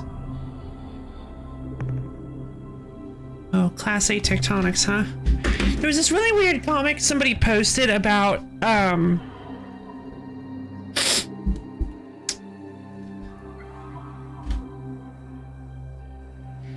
sorry, not comic, comment. Somebody was like, arguing that Black Panther is like the richest superhero in the world, and they were they were saying that, I don't remember, the math was real weird. They were saying something about like they had like 100 times the money, that they were like 100 billionaire, and they had like 100 times the money of Batman and Iron Man combined or something. And I was like, this is a weird argument. But then I started doing the math in my head because I can't help myself. And following their calculations, Iron Man has $10. Iron Man, following their rigorous calculations, Tony Stark, Iron Man, has $10 US as a net worth. And I was very confused. I was like, where did you get these numbers? 10 buckaroos! He built this in a cave with $10! Oh my god. Oh my god, it's so funny. And I'm just like, yeah, it's like, because it had something, basically what it was is it had something to do with the fact that Bruce Wayne has been like canonically stated to be a billionaire. So because of the numbers that they were stating, Tony Stark would have to be like $10 and under as his net worth. Where's Batman and Iron Man put together? Yeah, I don't know. Oh, that's a good point. They're not even from the same universe. I didn't even think about that. Because they're like rich superheroes or whatever. But yeah, it was one of those arguments that I was just like, what are you talking? Like, you don't need to make up stuff to defend Wakanda. Like, the movie was awesome, but why are you trying to go to bat? Why are you trying to start a war between Black Panther, Iron Man, and Batman? Because they're both popular superheroes are rich. Yeah. Hey, hold up, I got it. Like, just ruffle through my Duralumin suit. Oh, wait, hold on. My Duralumin suit. Ah, yeah, right before the it's $5. Wait, where's the other one? Oh my god, relatable.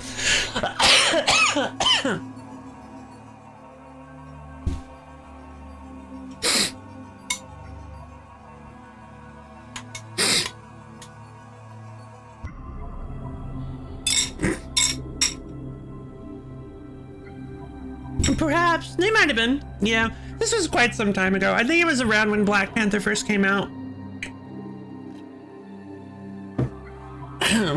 So they felt the need to defend Black Panther because of what he represents, which is a good thing. I mean, what he represents is a good thing. But I don't think, like, I don't think you need, yeah, I didn't like the idea. I was like, there are so many reasons to like what Black Panther represents and what Black Panther stands for without making fake numbers about the character's money. Like, you don't, it's silly. Just, Iron Man has no wallet, he just shoves his money in his suit. A lot of it gets completely burned up, but he somehow isn't noticed. My bear mentioned to know if they're from DC or Marvel, check if they share a universe with Hulk or the Lantern Corps. Oh, okay. Interesting. That's a neat metric. Okay, so that was Alpha POTUS 5, and yep, there was no creature here. Okay, let's go talk to the... Let's go talk to the Peconk.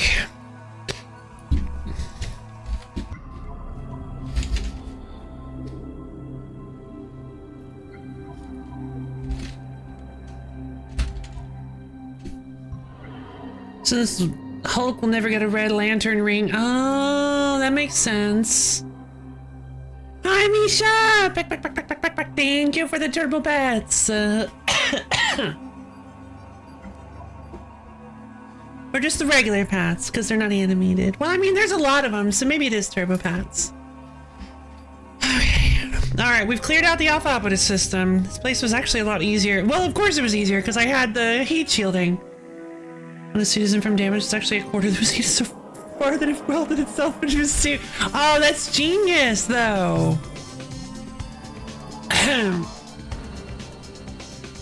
Should we go talk to the Threat Ash and see how they did?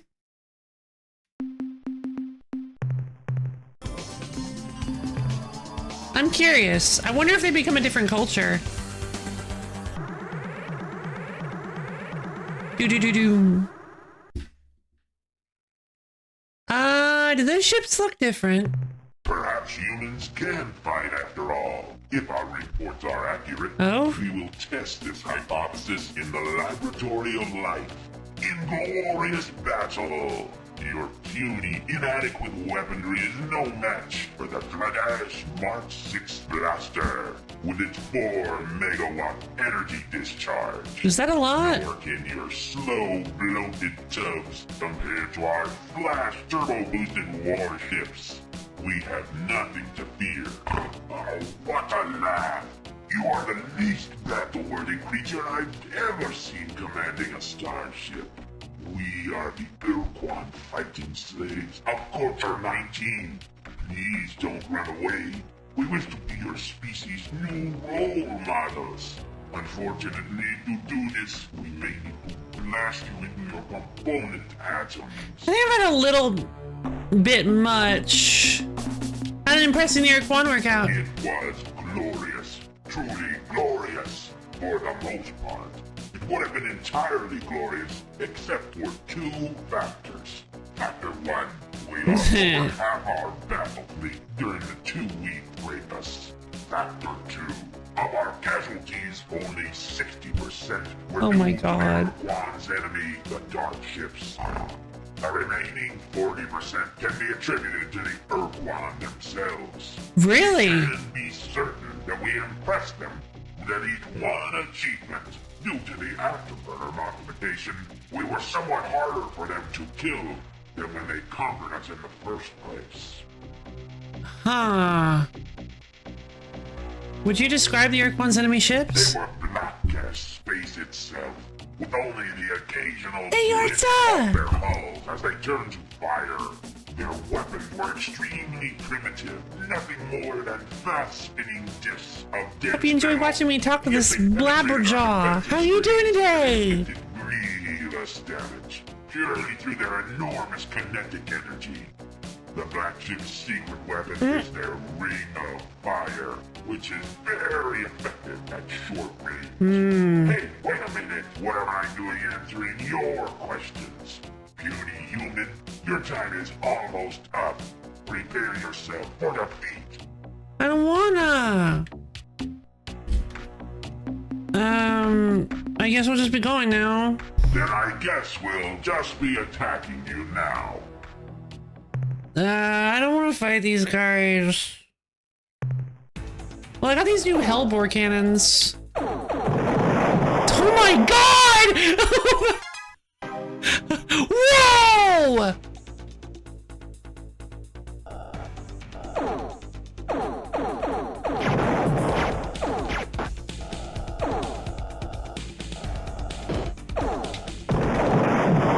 Jesus! They still take a lot of energy.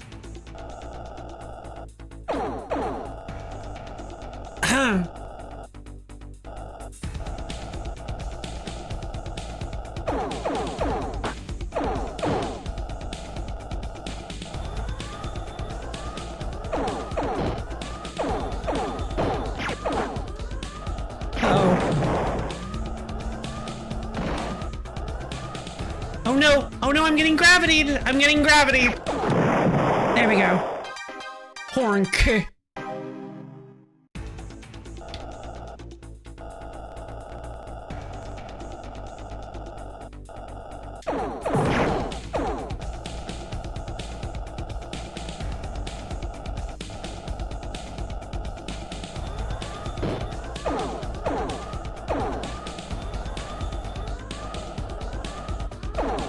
I need a tracker. I need weapon guidance systems. I can't do this. Like this is too tricky. I need weapon guidance systems. Yeah, baby. There we go. Yeah, seeing the alien pilots is super fun. Next is my stalk. Bronk. Huh? Wait. Attention, weak, ugly humans. Upward that wallowing garbage scowl. Wait. Unless Unless you are even more inferior than we believe. And that's hard to imagine. You already know who we are. The Thradash Culture 19. We are the original Quan fighting slaves. The cream of their elite forces. Your instructors in the harsh realities of life. Yeah, I think we're stuck in a combat chain again. Time for your next lesson. I guess we'll just be going now. Yeah. I don't have a whole lot of crew left. Okay,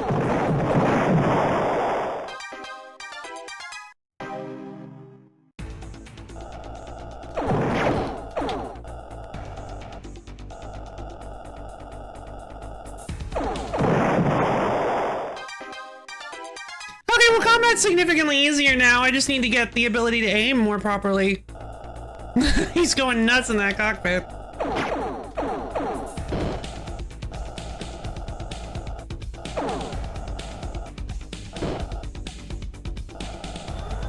Yeah, a little bit.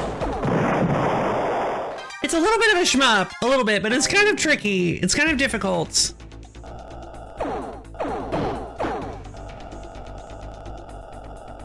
I want to get off the 3 dashes wild ride. Yes, please.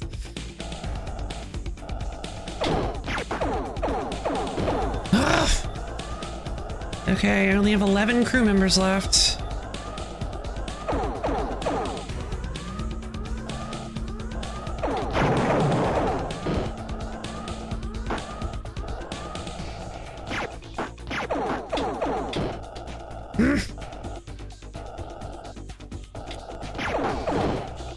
They are actually really good at this. I greatly dislike how good the AI is at dodging your weapons and knowing where you're going. The AI reads your movements, by the way. Combat in this game is extraordinarily hard because the AI reads your movements and knows exactly where you're going. So if you do not immediately change course after they fire their weapon, you will go into it. You will hit their weapon. It is extremely... Combat in this game is feels extraordinarily unfair sometimes. It's surprising how good the AI is for such an... Yeah, hey Bars, how's it going? It is actually. That is a good point. It is kind of. But also, not necessarily, because...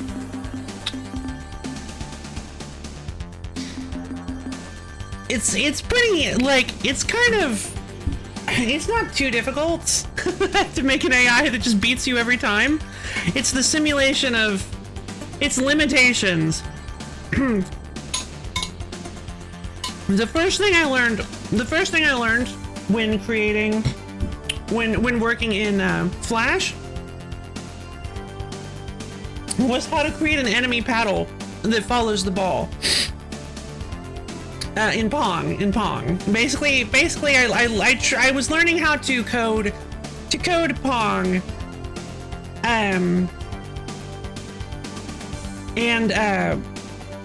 just as like a tutorial, and it's really easy to just set the enemy's paddle to be exactly the same Y coordinate as the ball. But if you do that, they just never miss. They will follow the ball with 100% accuracy, and there's literally no way to win the game. Because they will always be locked to the ball's Y location, and they will win no matter what. So what you have to do is you have to limit their speed and make it so they can only move at... They still follow the ball, but they can only do so at a speed limit. Your Quan ships are really good at predicting. Yes, they're the worst. The Quan ships are definitely the worst. Maybe the other ones aren't so bad, but the Quan are definitely the worst. I guess the Quan are kind of the only ones I've been fighting recently, so maybe I'm using them too much of them as the example. Okay, I'm gonna go talk to the Bakunk.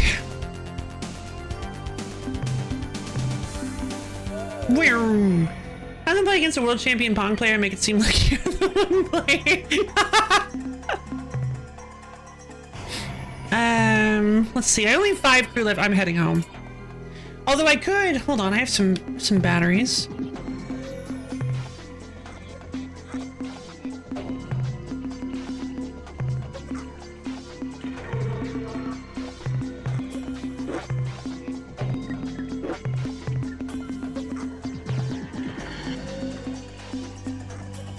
36 should be fine. Okay.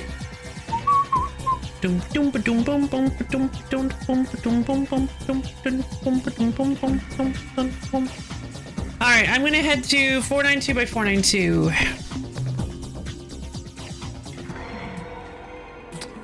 We're heading directly into the center of Ilrath space. Let's get out of here.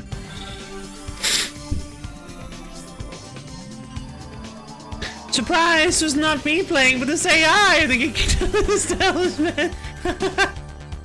Crucial. Clever. Clever.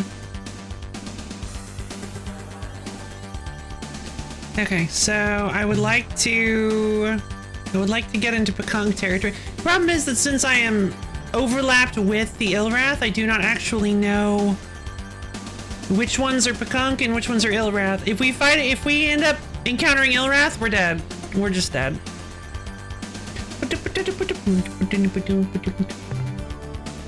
Alright, I'm in Pekong space. That might be a Pekong. Please be a Pekong.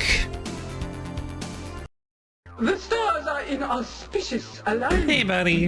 The various significant moons are in the correct houses, and ambient psychic energies are in balance. What, All bud? is well, and the universe is at peace. It sounds Well, wrong. actually, 2/3 of our civilization has been decimated by No! the Ilrath. But besides that, all is well. It is good to see you again.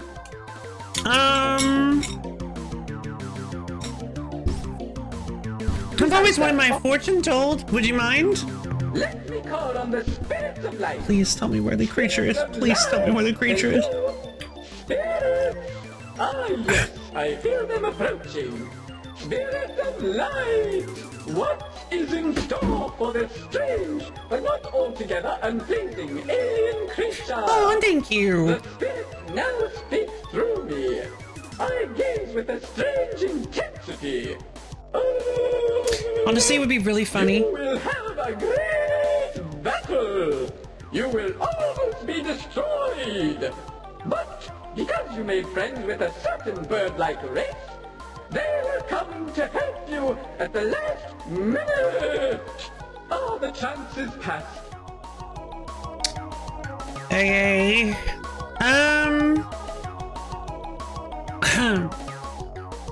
It would be really funny if he was like, I gaze now with a great intensity, and it just switches to be like a deep grown man's voice, like super intense, like I don't know, Christopher Lee or something.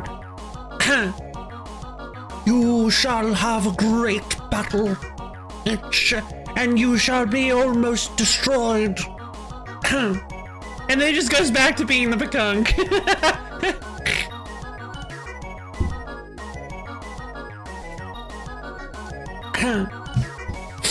Well, I seem to be having a little trouble defeating the Quan hierarchy. Do you have any helpful advice for me? I can only tell you to contemplate the small goblet stone. What?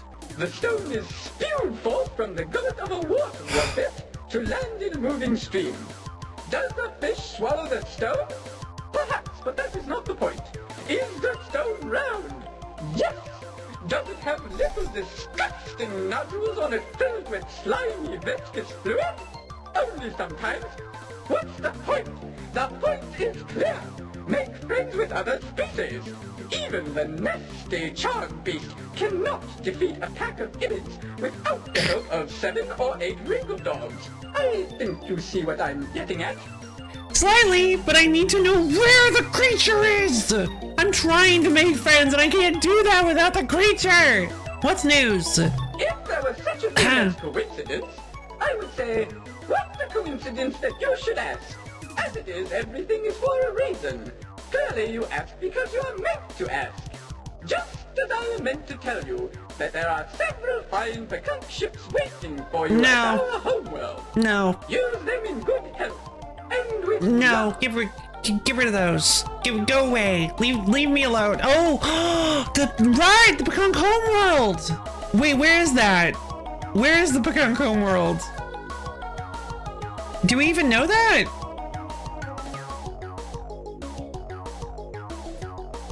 Look at it, Gamma Kruger 1. Okay, gotcha. Goodbye, Captain. When the crystal stairs once more rotate into harmonic union, we shall meet again. Okay, good. I'm going to Gamma Kruger 1, and I'm going to see if maybe I can talk to an actual Pekunk leader. Where's Gamma Kruger 1? Alright, there's Gamma Kruger. Whoa!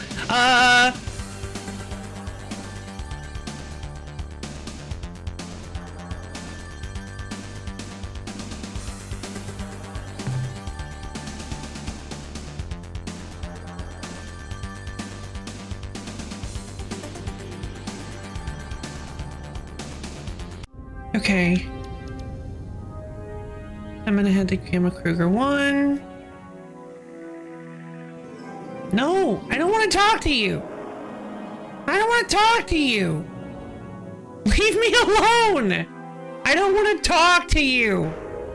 I need to go to your home world. Since you are our friends, our good friends, Yes. we want to give you a gift. Fury starships, fully crewed. They are so bad In though. a year's time, perhaps we will be able to give you I some don't want more. Suddenly, I'm not very curious about their speed. Maybe I am. I don't know. Okay, we didn't really learn anything about the Pekunk. But suddenly I find myself very curious about your species. Not at all. We are, after all, a fascinating I am lying. species. Of course, modesty prevents me from talking at length. Although perhaps if you were to ask me specific questions, propriety might be better served. Oh, I'm sure. What?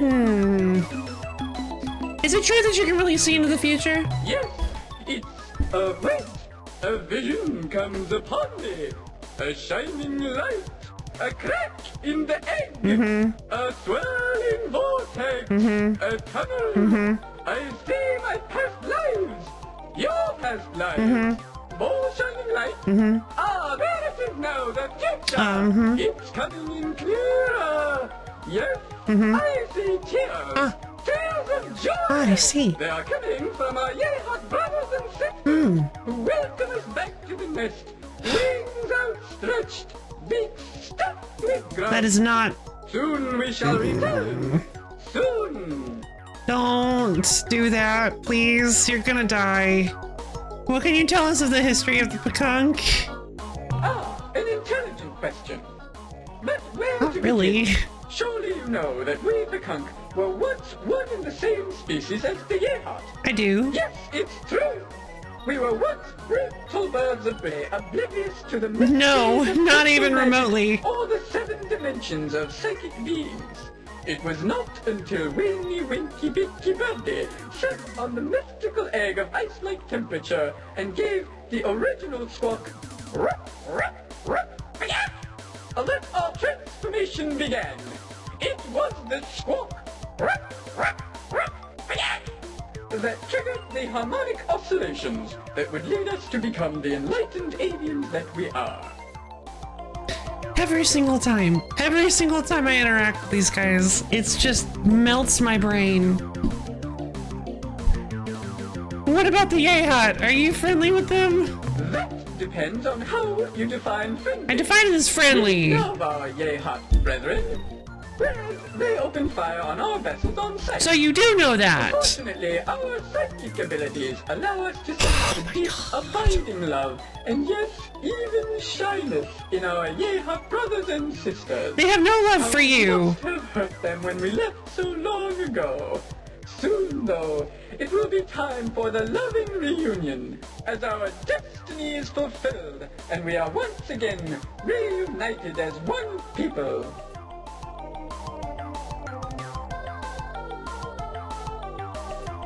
The sheer amount of toxic positivity and naivety in these guys is wild.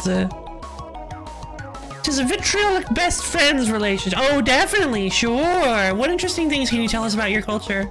Just off the top of my beak, I suppose I would say Pretty that big our beak. culture could be defined as the ultimate dynamic unification, or oneness, if you will, of the extra-dimensional convergent chakra-being energies to form a togetherness self, which both is and is not a combination of the now essence.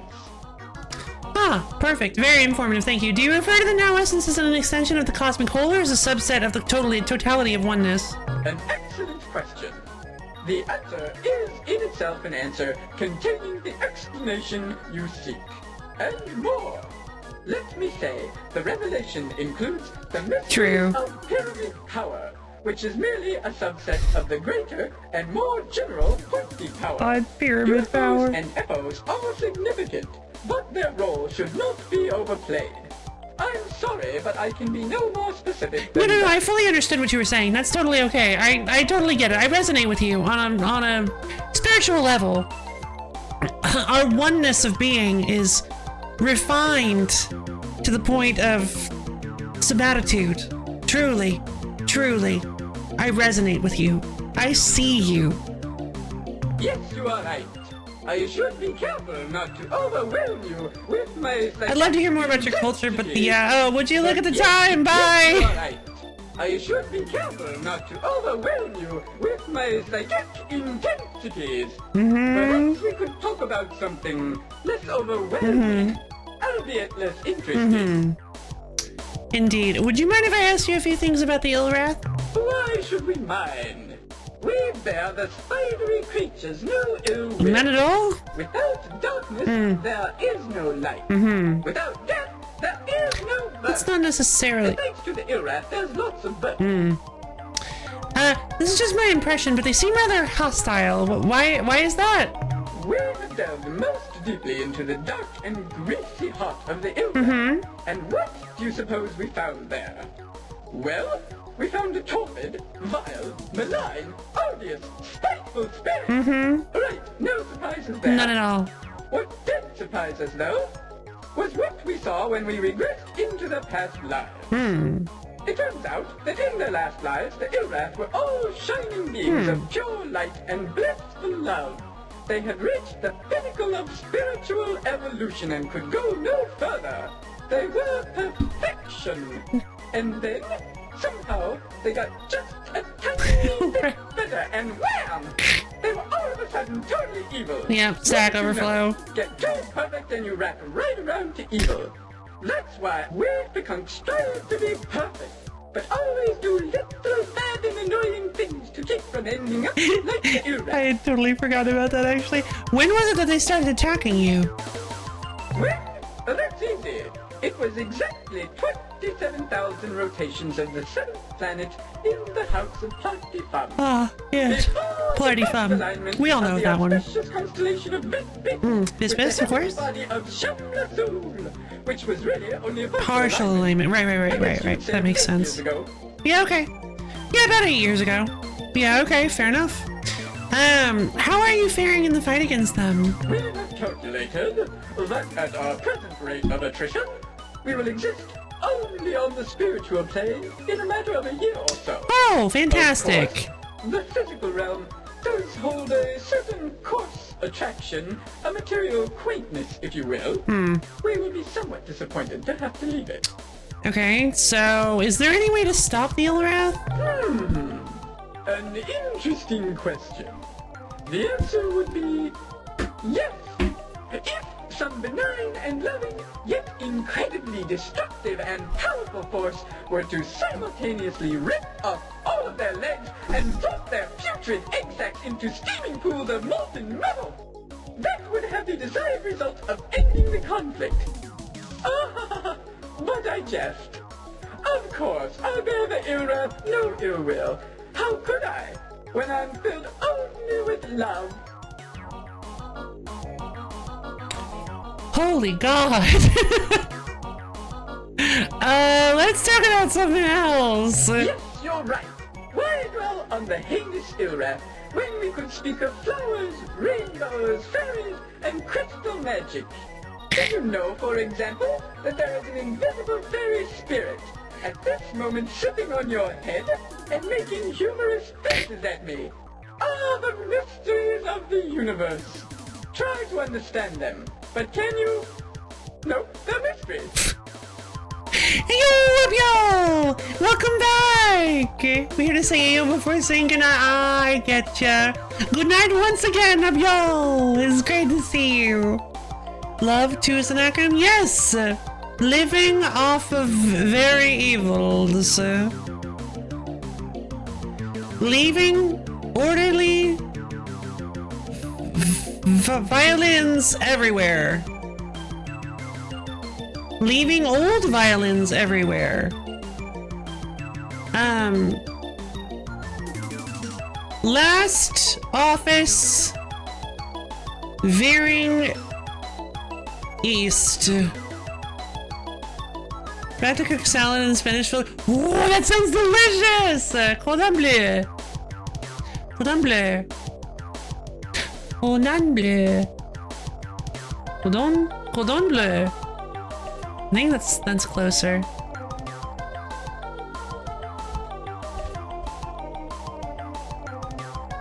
Now, if you ask most Americans, it's cordon bleu. Cordon bleu. Cordon bleu. Cordon bleu. Cordon bleu. Oh my god. I would love to get a cordon bleu. Oh my god. Cordon bleu. Ah, cordon bleu. Gotcha. I think it sounds much prettier that way. Cordon bleu. That's way prettier.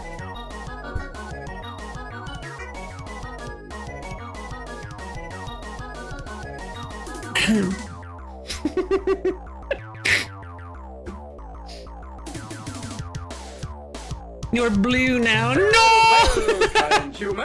Turns into like a chicken. Oh, that's right. That's also an American thing. Chicken cordon bleu is an American thing. Whoa, I forget how many. Cordon bleu. No! Why is one of my fortune told? Would you mind? I gaze into all that will be. I follow the tiny thread that is you, Captain. I see shining rocks that sleep. They are annoyed. As always. Someone is making a great explosion of light. They awaken. Oh? They are powerful. They face the one who disturbed them. What? Captain, that one wears your face. What? What does that mean? The great explosion of light I assumed was maybe the Udwig's bomb.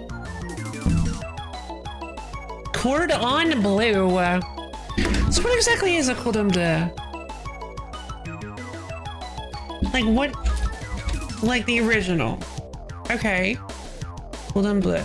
A cordon bleu or schnitzel cordon bleu is a dish of meat wrapped around cheese, then breaded and pan-fried or deep-fried. I see. Veal or pork cordon bleu is made of veal or pork pounded thin and wrapped around a slice of ham and a slice of cheese, breaded in their pan, and then pan-fried or baked. It's usually made out of turkey. Interesting. Chicken cordon bleu is a very popular thing in America, but I've seen when I saw a post where somebody mentioned chicken cordon bleu, and everybody was like, "What? That's not a thing. That sounds disgusting." It's rather delicious, actually.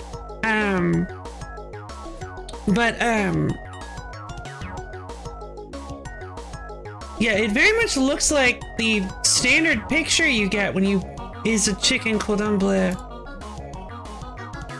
What's like a normal one look like? I guess lots of meats look pretty similar to each other.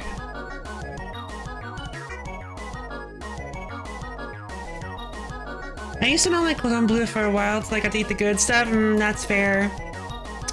Yeah, even over here, like, even the, like, pre-made frozen cordon bleu were always really good, in my opinion. That was one of those dishes that was, like, I always thought was, like, really expensive to buy. Like, for frozen dinners, it was really expensive for some reason, but it made sense because it always felt really fancy to eat it. So, I always loved to be able to get to eat one. Oh good, there's a chimcan variant. There is a chicken variant. Yes, there is. That they most I feel like most Americans only know of chicken cordon bleu. Homemade with love is yeah, of course.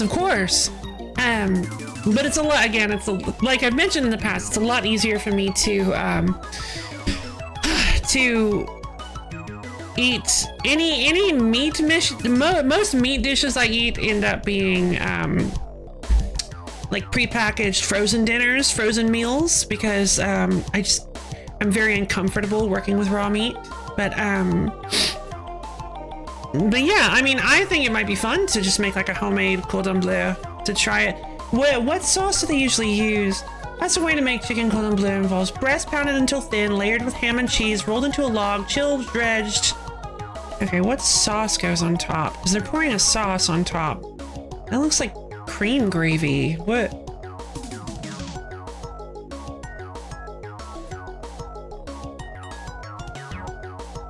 Okay.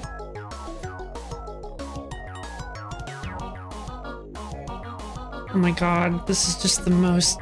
It's a Dijon cream sauce with butter, flour, milk, Dijon mustard, and Parmesan cheese. Okay, fair enough. Reminds me of my mom, she can't... Oh, yeah, it just... I get very, very nervous because I'm always worried I'm gonna spread meat germs everywhere, and it just... My anxiety goes through the roof when I work with meat. It is just... I can do it.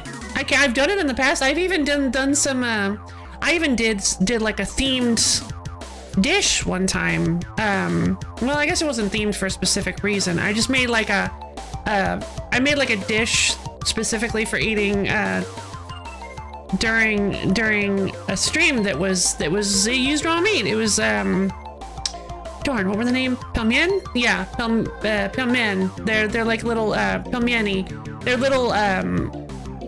They're little Russian dumplings filled with meat. I didn't do very well. I didn't season them very well. They came out kind of bland. But you usually serve them with sour cream and chives, and they tasted really good. It was definitely a first try kind of, I did. It was definitely a first try kind of thing. But again, I was just really nervous the whole time, and generally speaking, it's just not worth the anxiety. The end result isn't. But yeah, it was fun.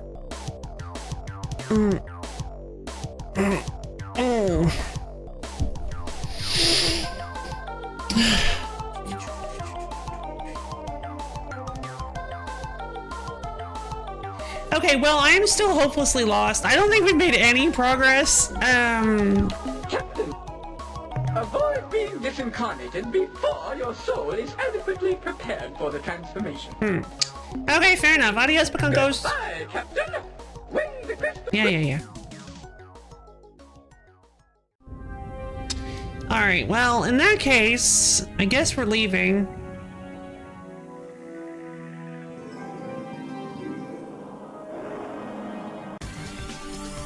Yeah, you never want to end up disincarnated, I agree. Okay, that didn't help at all. Alpha Gyclus. Gyclus? I think that's how Greenish pronounced it. Gyclus. But I think, I'm pretty sure the commander pronounced it Jickless. How far away is this? 15 fuel? Let's just manually head to Seoul.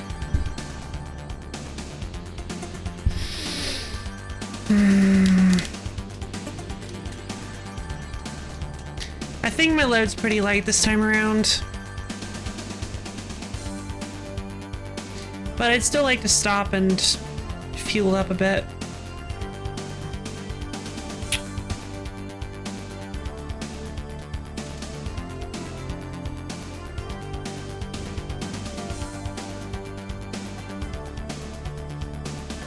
Okay, so I gotta think about this.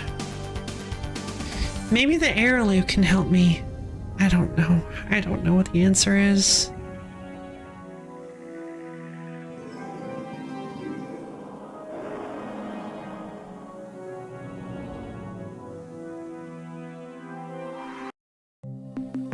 I hope the battle fares well, Captain. Thank you, Commander. I have minerals to offload. Oh, wow. Never mind. I didn't remember. Oh my god! More fuel for the fire, eh, Captain? That last load should keep it blazing. Goodbye, Commander! Be careful out there, Captain. Thank you, Commander! Holy lord. Okay, well, that's a lot. So, you know what? Yeah, I don't want these. I don't want these. I despise the Pekong ships.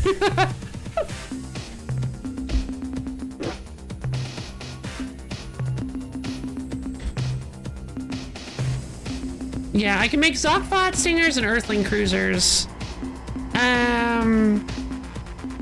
That gives me a ton of RU.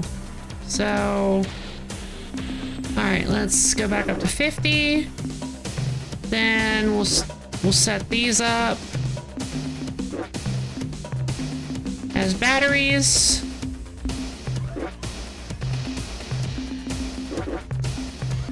I don't know why, but I do feel like I should keep at least a couple Pekong ships. How can you despise them when we're built with love? They're not. They're the worst.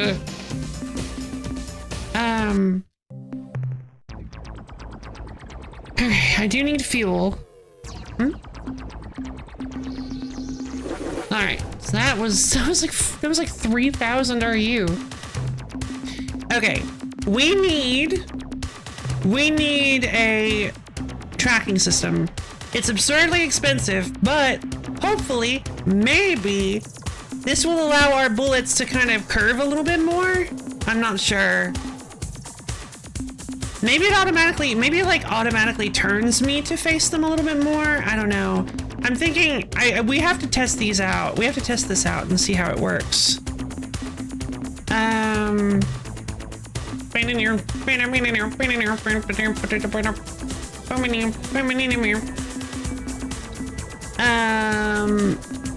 Another dynamo might be nice. I can afford a dynamo unit and then I can just sell it later. That ought to keep us pretty happy and healthy with our Hellbore cannons too, so as long as because we can sell everything. Like the coolest, I think the coolest thing about this game is the fact that that everything you buy is sellable with RUs at least. Like you can trade crew back in for more RU, you can untrain crew somehow, you can sell all your little modules if you need to. So investing all of your RU into things is not necessarily a bad idea because you can just always sell it later. So in that case, buying another storage bay might actually be worth it as well.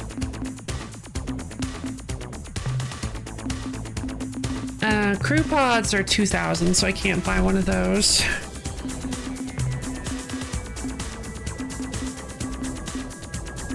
Current chance with brainwashing helps me. Ah, perfect! That's definitely gonna give our resources back to us. Let's see. How much are the Hellbore cannons too? I think they're like, what? 6,000, yeah. They're so expensive. Alright, so that was a really good haul, and we got most of that from just going to a big star that had a lot of resources on hot planets. So we could potentially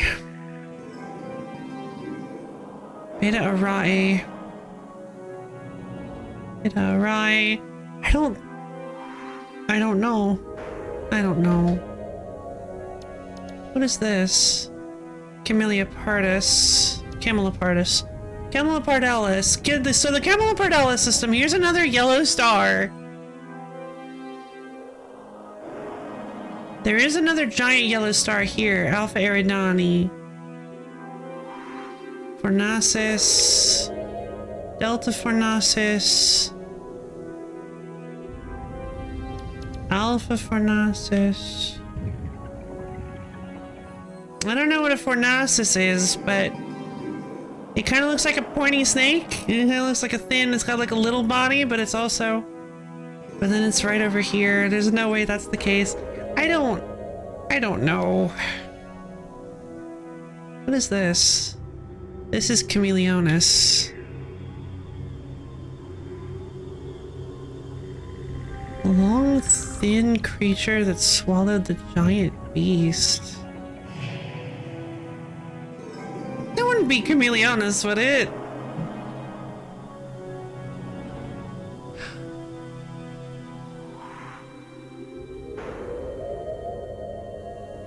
I don't know. I don't know. Like, I can't picture any of this stuff. Chameleon! Yeah, chameleon! Reminds me of this, like, oh my god, memories, hold on. It reminds me of this old, like, this old cartoon where, it was like a buddy cop thing where there was a dog. He was awful. I think he just, like, was really bad at everything, and he had, like, this cat lady, this, like, cat, it was animals, and he had this, like, cat partner, and she was always so skilled and good at everything, and he was always dragging her down, if I remember correctly. And then one of their, like, main nemesis was this chameleon that, that had really, really, really realistically chameleon eyes. Like, they were huge, and they would constantly just move around, like, and it looks really strange on, like, an anthropomorphic character. And they always made a big deal about it. They made a big deal when he was first introduced, and it was always just really jarring to see him on screen because his eyes were constantly wiggling around like a chameleon's eyes. Yeah, tough puppy, thank you! Yeah, it was Tough Puppy. I don't remember anything really that happened in the... hey, how you doing today? How have you been? We're just playing some Star Control, and I am hopelessly lost. I don't know where I should go at this point. I have a specific goal in mind. I have a couple of specific goals in mind, and I do not know where they are. So... let's see. Which of the planets have I found? I found the one orbiting blue stars.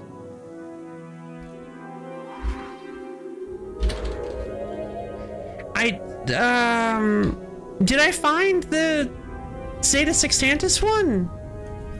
Oh, you're an expert on space? Whoa, that's why you're here. Yeah, you know the space expert. So, I'm currently trying to solve a riddle. The riddle is that I need to find a creature that resides in a planet that, in quotes, basks in the yellow light of the system with a name that roughly translates to, this is an alien language, the long, thin creature who has swallowed the huge beast. So, I'm guessing the name of the system... Wait.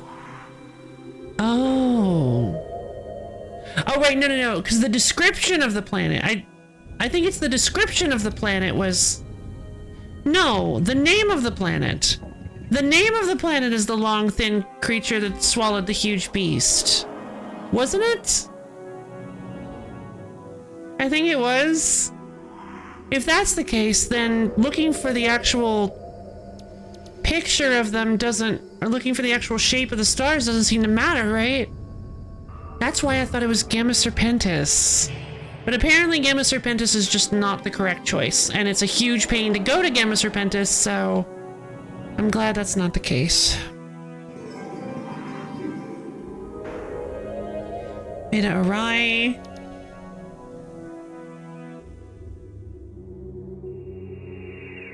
Alpha Kepler. Orionis? No. That's probably not it. Draconis. It could be Draconis, but it's not this one. It's not Alpha. Oh, it's not Alpha Apodis. Could it actually be... There are 2 yellow stars in the Draconis system. Iota? Oh, I think it's the first Iota we've seen. Theta and Iota.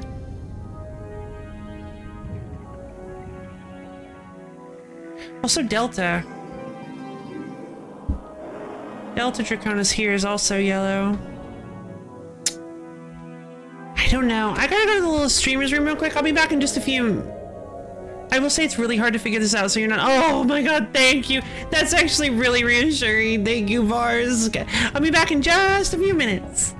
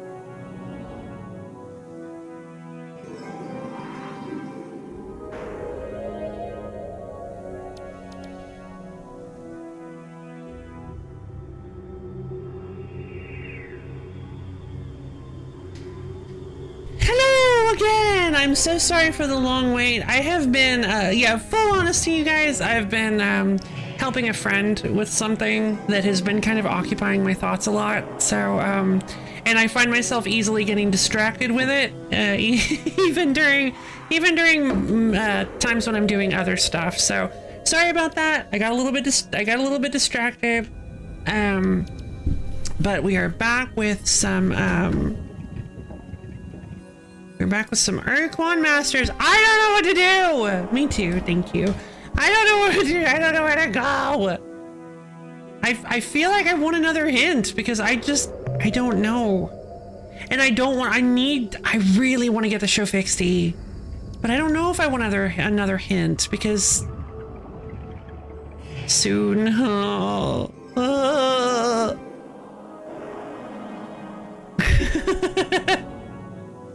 Does that mean I'm about to lose the game?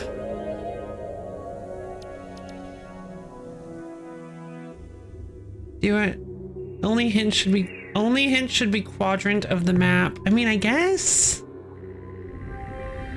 Like from here, from here, I think. Wait, quadrants seem to be.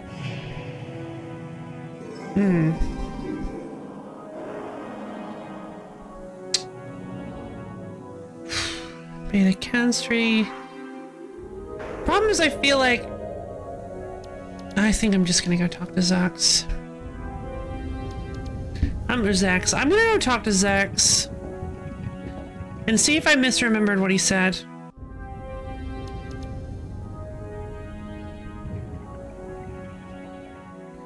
I can give a small hint that confirms something you already know. Okay, maybe. I don't know. I suppose. Give me just a second. Let me think on something, and then I will.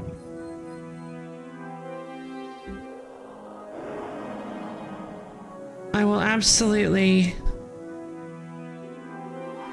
Gamma. Wait, hold on. Where is their homeworld again? I don't remember where the Vox homeworld is.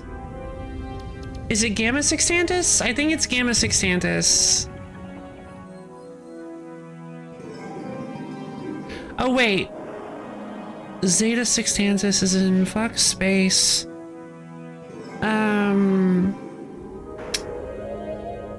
Alpha Cherenkov 1. There.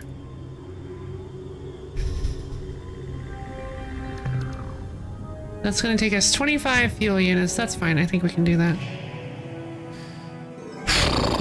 I would like to get one last chance to listen to what Zex has to say. Whoops.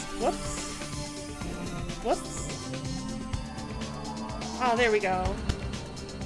This controller doesn't do that. Uh-oh.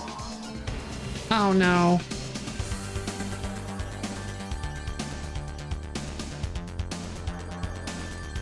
I can't pause it. Oh, there we go. Come on, don't do this to me. What? Don't.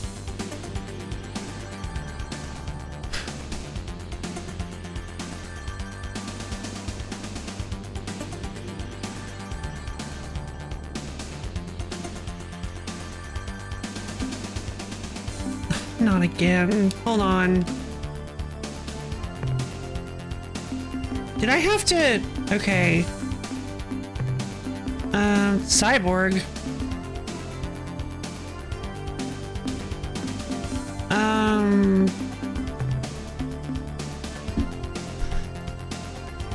Okay, all of a sudden my controls have completely swapped for some reason. No. I want to go with... No, I just want to go with a normal gamepad template. Where I...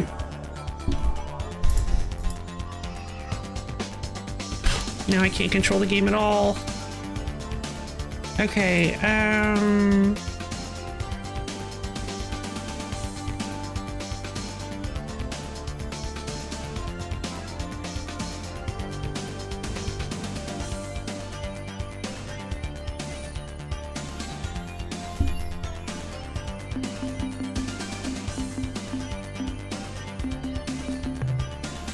Okay, for some...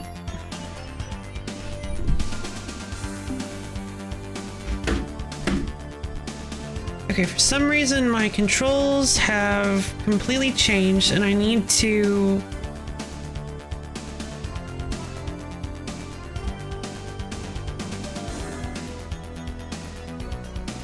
Right shift key.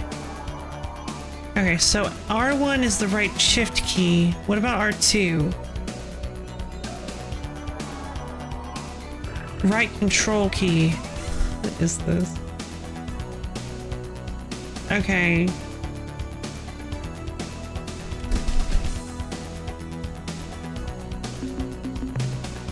Okay, so R1 should be circle. So right shift should be circle. Circle should be right shift as well. And X should be what, right control? Yeah. All right.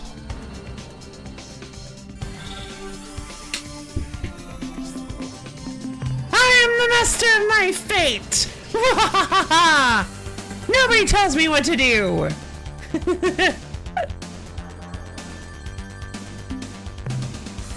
Okay, so now we still need to go to Alpha Cherenkov though, so off we go.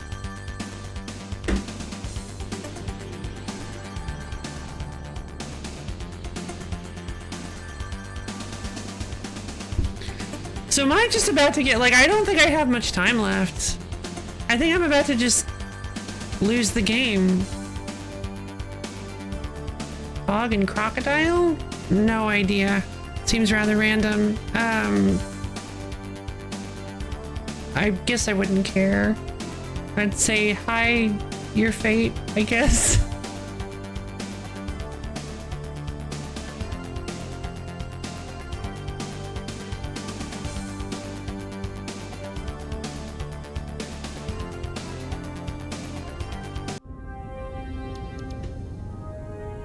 Okay, there's nobody here, which is really good and abnormal.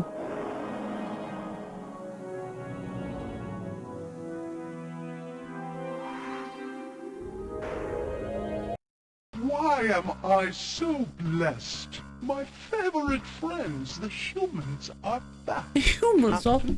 It's good to see you again. Thank you, You Zax. humans are so interesting, so beautiful. You know, I have many pictures of your species. I keep them on my walls to inspire me. Would you tell me again where I can find that creature you want so badly? Certainly, my smooth-skinned friend. My source for this information is an ancient wildlife handbook written millennia ago by some unknown alien author. The pertinent passage goes as follows. Demise. It basks in yellow light within the constellation Lynch-Na-Pro.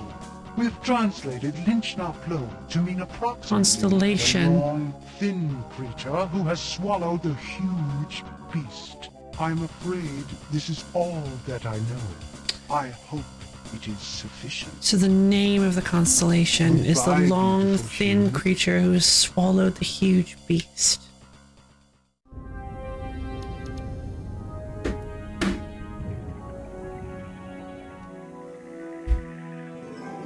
Constellation.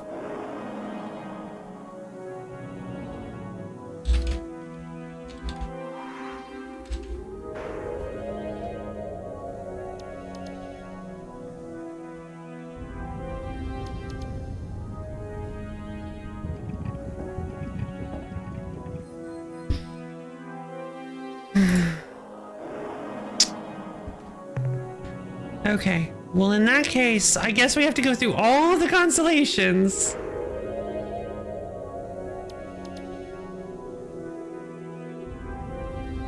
Circini, I mean, I really... Long, thin creature that is devoured. Is it like metaphorical? It's gotta be metaphorical then, right? Devoured the huge beast. It's not gonna be Draconis because... It's Dragons aren't that thin. Squiddy? Alpha Squiddy? Gruus? Vitalis? Wolf? Let's see, Ptolemy. That's an interesting one. Gyclus. Kruger. The Kylie. Bootis. Et tu Bootis. Again, Orionis. Okay, we're back around here. Yeah, we have Draconis over here. This is an Antlii.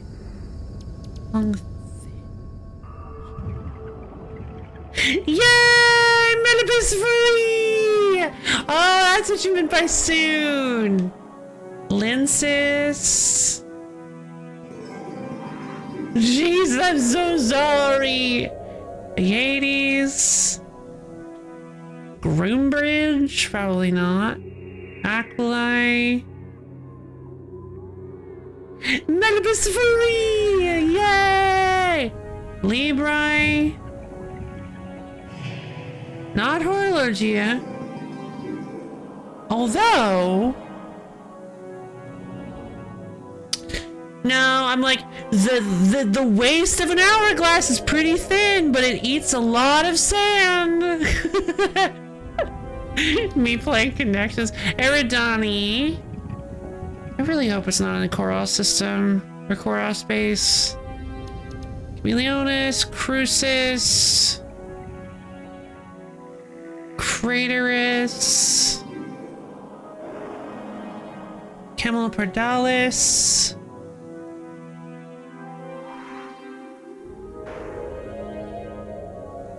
Arai. There's many more some Pakunkdalos. Didn't I have 2 theories? Alright, then I will also take Varsk's hint. Varsk, if you're still there, I'll take your hint. Ariane, Sagittaria, Kepler, Copernicus, Bellatrix. It's a cool star system. And if I'm here looking for a constellation that matches the description. Okay, thank you.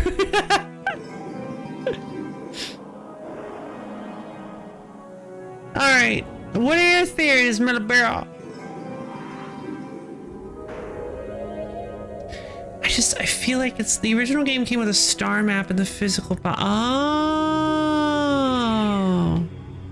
And that star map showed constellation lines. Oh, that would actually make things a lot easier. Hold on. Let me look up the star control to physical map.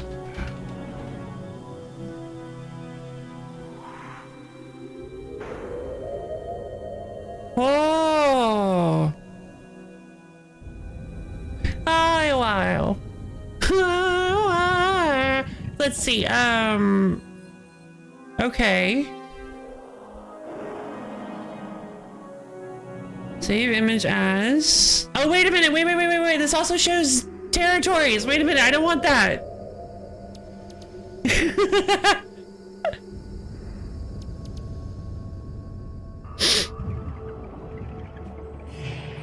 It's so funny, they were right there. That's so funny, they were right there, but all I saw was Quan, Urquan, which, I mean, I haven't gotten the Urquan one yet, but I guess that kind of makes sense. Anyway, all I saw were the Quan, Urquan circles, as well as the Spathy circles. It didn't register until I saw the Spathy circle, and I was like, "Wah!" But I didn't see any of the other ones. Sort of a dial-up pirate. Oh, neat. One of my theories I won't say, but the other one can be rectified right now without moving your ship. Okay. What to do how, Metabea? Where? What how do?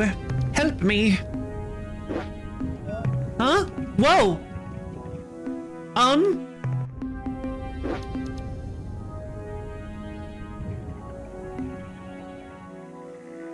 Help?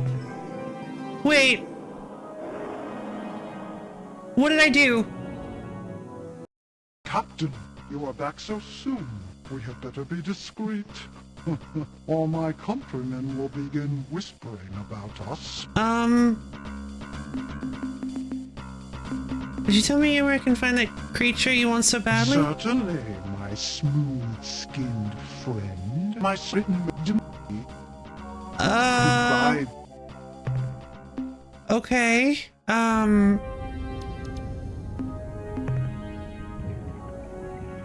Did something change on the map? Oh, the Pekunk are on the move. We gotta hurry. Oh wait, maybe they're not. What happened? Was it the caster or the broken Ultron? Take a mental inventory of your inventory.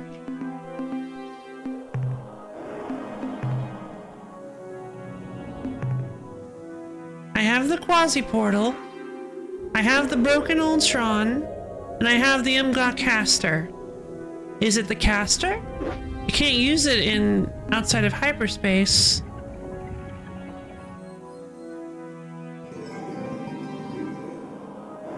Maybe...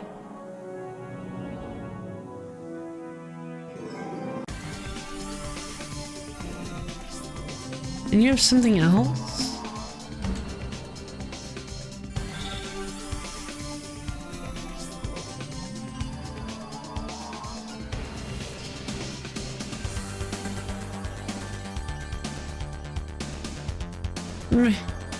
Maybe? Think clearly now. Okay. I can do this. Let me run. Hold on. Let me do a quick inventory of what we've done. The clear spindle I just used. I just did something with it. That's the hint. Okay.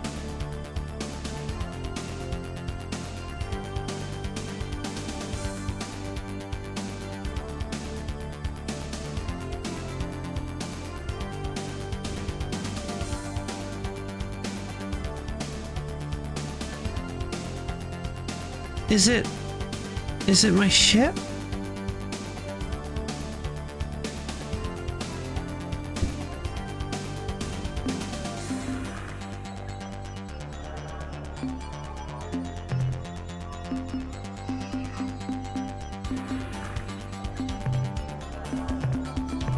Cyborg.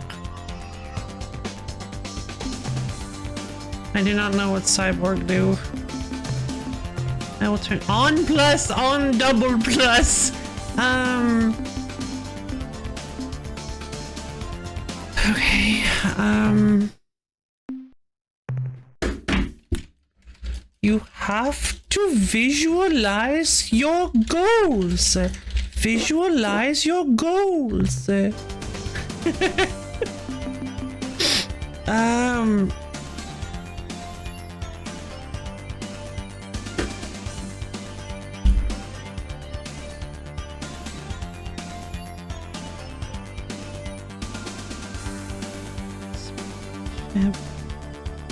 Pekunk ship?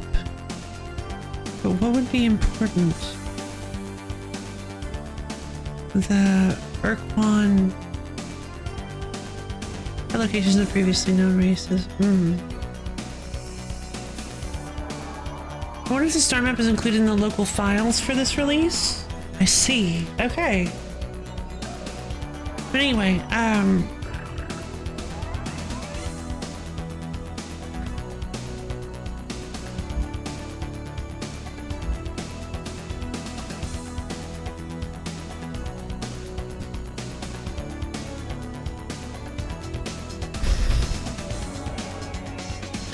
I don't recall receiving anything that...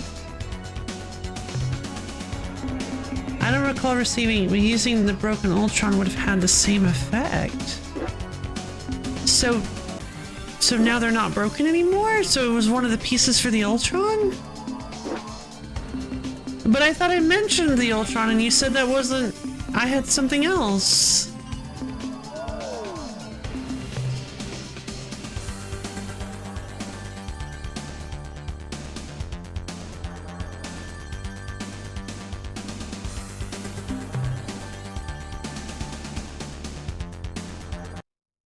Welcome back, Captain.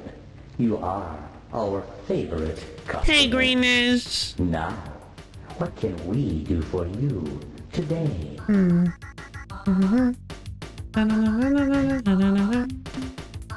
Goodbye, Trade Master. It has been a pleasure dealing with you, Captain. We look forward to your next visit. Thank you, Greenish. Oh, so it is the Ultron. So does that mean that I fixed it, or that I only found one of the parts to fix it? And how is fixing the Ultron, how is semi-fixing the Ultron going to... Also, I thought I did that earlier. Why did it only just now work? I thought I tried using the clear spindle earlier.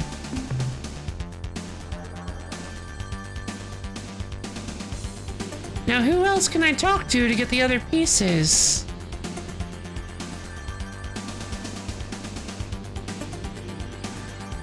Maybe I can talk to the Itwig and... it'll actually be... But it doesn't do anything, does it? Hold on. What if I go home?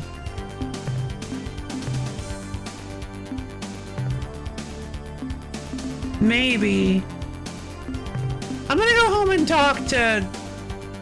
And now we're where I thought we were. Oh!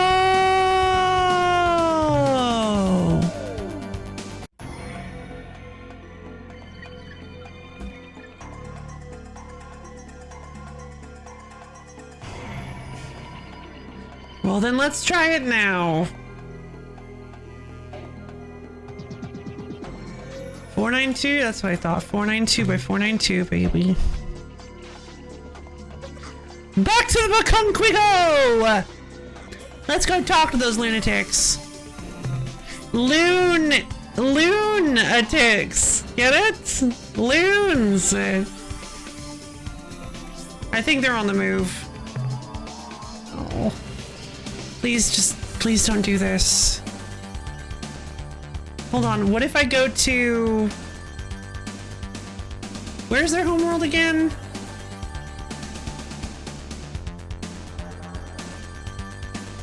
Gamma Kruger. I'm going to Gamma Kruger. Maybe they're still there.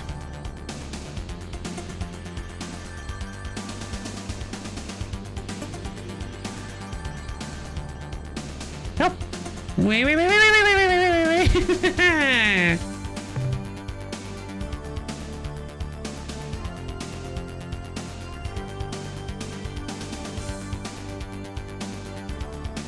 It's Alpha Kruger. There's Gamma Kruger. Whee! Hyperspace! Yay! Takes a lot of fuel.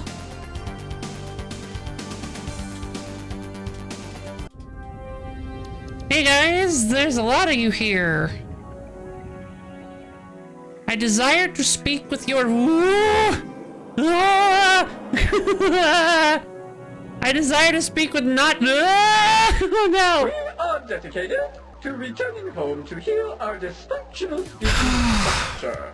We understand that you mean well, but there is nothing you can do to dissuade us this time.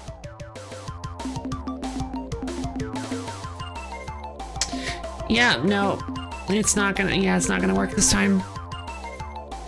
Your trip is fruitless. The Yeha will blow you out of the stars. No.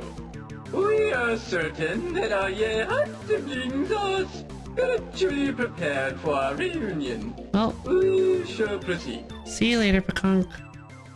We shall...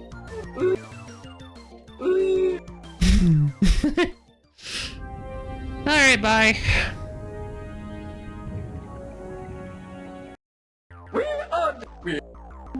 You left your home star systems unguarded. What if they're invaded? Nothing but material possessions, Captain. Yeah, easy. We, the Kunk, having risen to the 99th septic plane, Glitterhead, are far beyond trapping our spiritual needs with crude matter. Fair. Can I go to your homeworld, please? Welcome back, Captain, to our humble planet. It is good once again to merge our chakras with the totality of your spiritual essence. I did not give you permission to do that. How can we be of aid to you? Where are all your ships? The time has come, Captain, for our reunification with the Yehak. We must proceed. Okay, frankly, Pekanka, I believe the Yehak will barbecue you your peaceful crusaders. Recall them, please. Your concern for our well-being touches us, makes us love you even more. Come here, Captain. Give us a hug. No. Feel better? Not really. Now that we are right and you are wrong, please don't worry. Everything will turn out all right. Would you mind if I ask you a few things about the Ilrath? It makes to the ill. Is there any way to stop the Ilrath? If we're to simultaneously, how could I? Yeah, okay. How are you faring in the fight against them? Calculated that at our present rate of attrition, we will exist only on the spiritual plane in a matter of a year or so. Of course, the physical realm does hold a certain coarse attraction, a material quaintness, if you will. We will be somewhat disappointed to have to leave it. Okay, they don't seem to have anything important to say. Yes, when did you know, for example, and making human Okay, goodbye guys, see you later. Well, kind human, return soon. Okay. So, back to square one. The Pekanka are about to die. There's nothing I can do about it.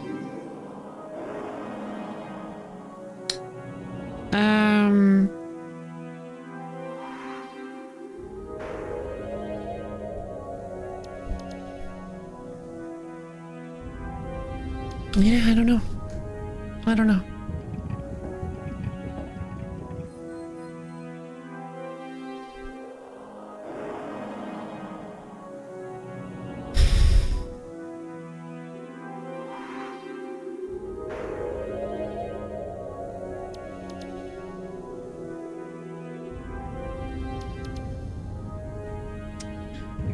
Delta Kylie.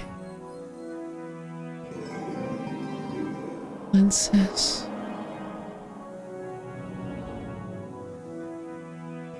Hyades. Aquarii. No, I haven't. Let's try them. Let's go talk to the Udwig then. Maybe putting the clear spindle inside the Ultron fixed it somehow? Or made it so that they can fix it? I don't know. We could maybe go talk to the Soup Hawks.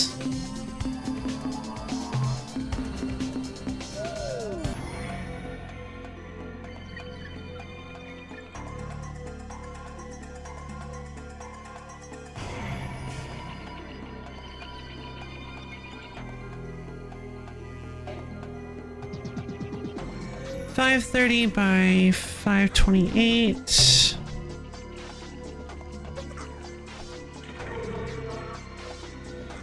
That's Udwig space.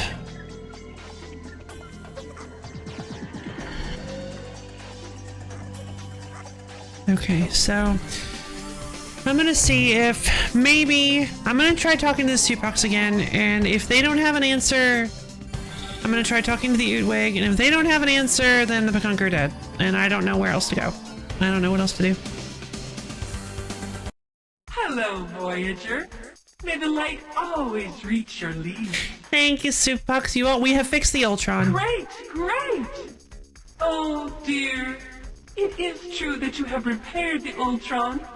Somewhat. But it is not yet in the condition which so enthralled the Udwig. Your efforts are valid, merely incomplete. Got any idea where the last piece is then? We're off now. See you later, Soupbox May friends. sunlight and water always fall upon you. Thanks, Soupbox.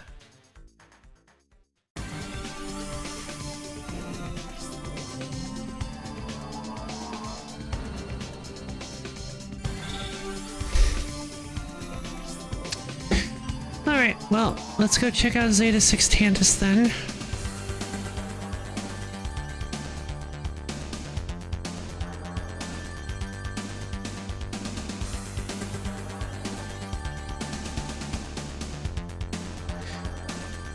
Or no. Beta Brahe 1. Let's try Beta Brahe 1 instead. I think I already did Zeta Sextantis. Let's go to Beta Brahe.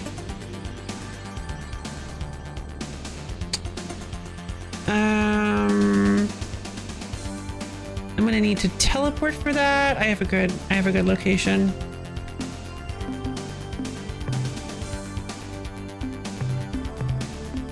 Quasi portal!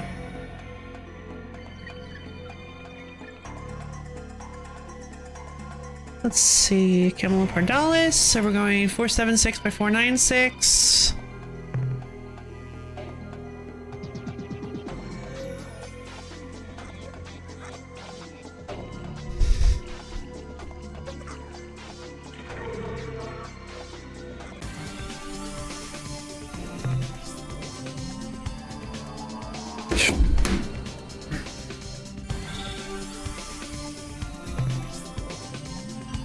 Alright, down to Beta Bra, here we go.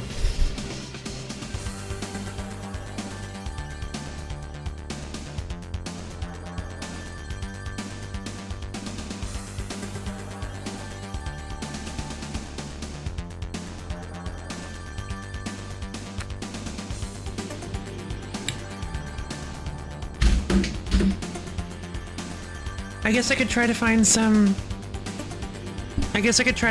biologicals and get some more information out of Greenish. But I don't even know where to begin with that. I could try searching my map. Maybe there were some biologicals I had to leave. I'm sure there were at least a couple biological planets I had to leave. We could try that. This is the Beta Brahe is where the Mycon were. I believe the Mycon are on Beta Brahe 1. Uh-oh.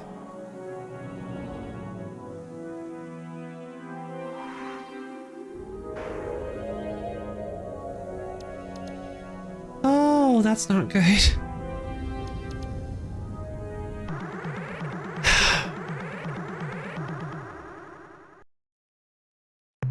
We are part of Jufferwuck. Hi. Jufferwuck is the hot light in the darkness. All else Yay! is unfulfilled void. We are the Mycon. Hey, don't be sorry, you're fine. Mycon, please try to understand. We wish peace between our peoples. A single spore lands, finds nourishment in decay, and soon attains maturity.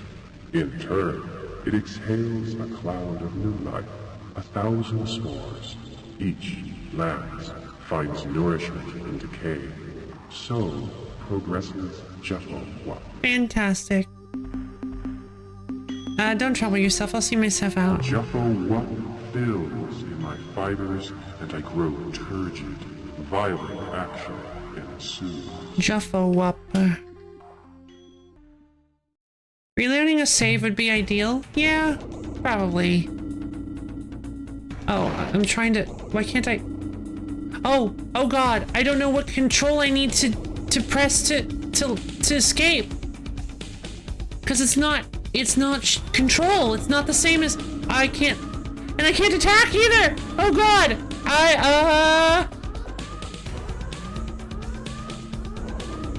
I don't know what buttons are to attack. I can't actually do combat. My controller's borked. My controls are completely borked. I can't fight anymore.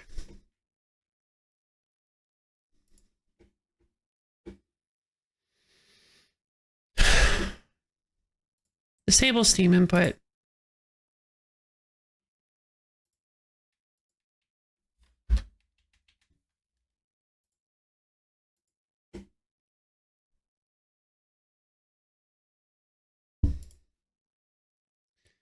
I don't know what always seems to happen with this nonsense. It gets disconnected and then it's like, don't know what it is. Don't know what what is that? Is that a controller? What is that? Is it a fork? Looks like a fork. I don't know how to deal with a fork. What's a fork? Never even heard of a fork. You can't control a game with a fork. You big goof. What are you doing? Let's see.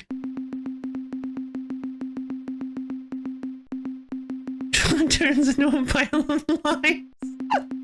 Oh no! My limes! Okay. Reload a save, huh?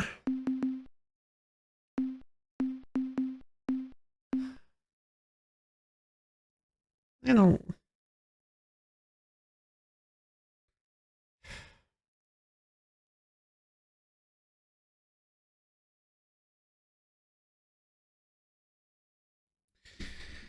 I'll be back in just a few minutes.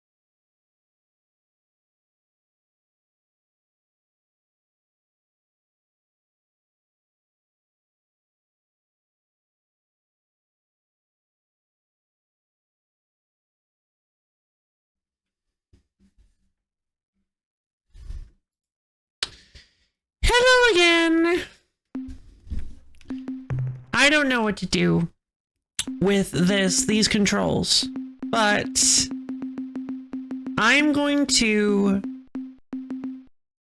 go back to Shafixty Quest, and I'm going to use the clear spindle. Cool. I am then going to go over to one of the Pekunk and try to talk to them about it. The stars are in auspicious alignment. The various significant moons are in the correct houses, and ambient... Yeah. If I was one of my fortune told, would you mind? Let me call spirits is spirit now will have all their chances. Okay. Seem to be having a little trouble.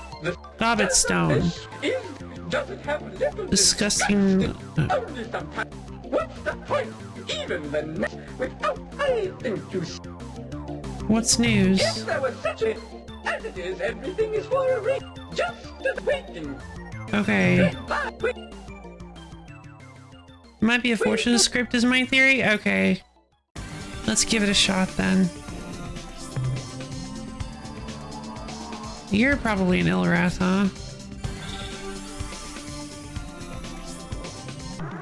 Yep.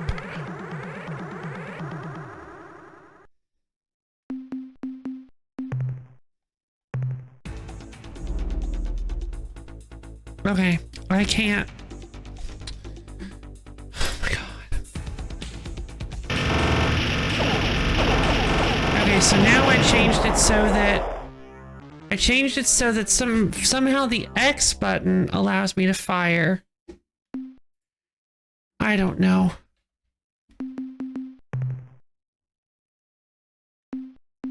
I don't understand what happened with this. I might have to just reboot my computer, honestly. I don't want to, because I hate having to get everything set back, all my windows set back up, but I might just have to reboot my computer and replug the controller in and see if that fixes it. I don't know. I don't get what's going on.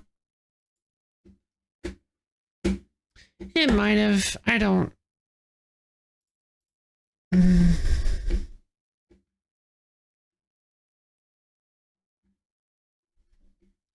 I just don't understand why something as simple as a controller can cause so many issues all the time. Just a little cord plugged into a little controller, and it just so constantly causes me issues, constantly disconnecting or just not reading itself. Why can't my controller actually ever read my computer ever read my controller? Who knows? Technology hates me. And it's a little bit frustrating. Works perfectly. Yeah, I don't know how to. Okay, but I don't know how to. Like, I guess I could try keyboard and mouse. What are the? Okay. What are the controls? The star in the let's goodbye. Really hoping I'm right about the order events in this game. I don't know how I'm gonna be leading you on a literal alien goose chase for half the stream. I don't know. I don't know either. I'm sorry.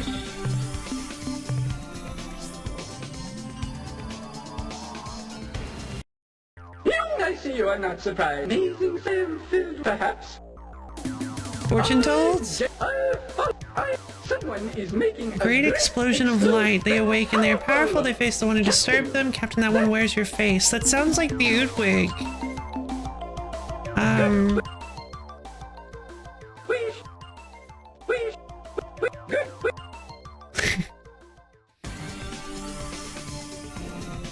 These are the Ilrath.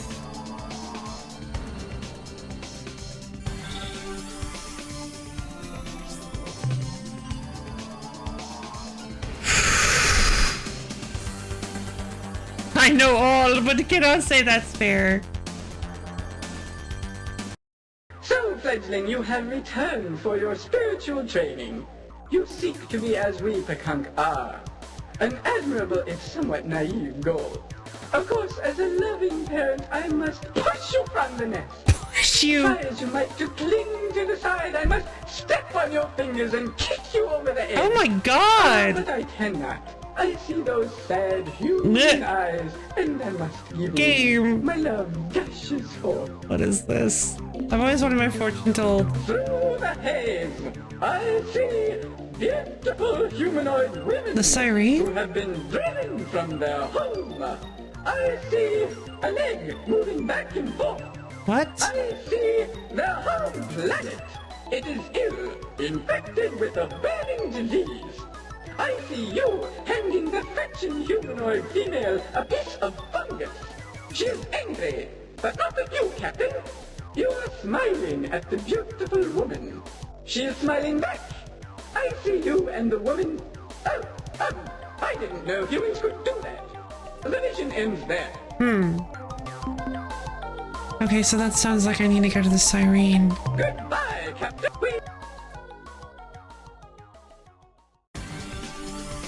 I was considering doing so. Ah, Captain Human, I was hoping you would return. I have great news. Okay. Were you aware that in one of your previous lives... I knew you it were was gonna be French pointless. Ferdinand?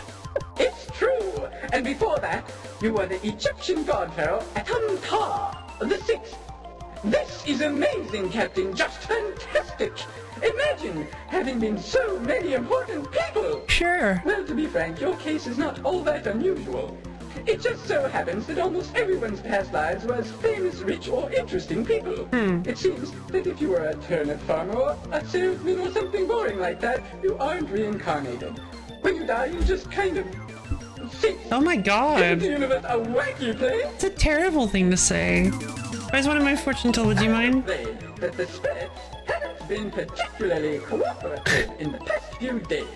As a matter of fact, our last successful contact with the world beyond was when my cousin Bracky channeled an angry 5,000-year-old warrior named Rum-Dum-Diddy. Daddy. Explained that the spirits had been so busy answering summonings, pushing around the little Ouija thingies, and acting as guides to astral travelers that they haven't had a speck of time to themselves.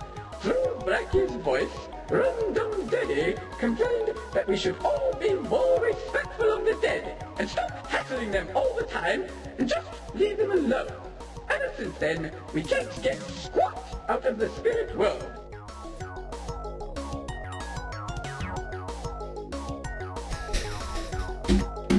One more time, then. Goodbye, Captain.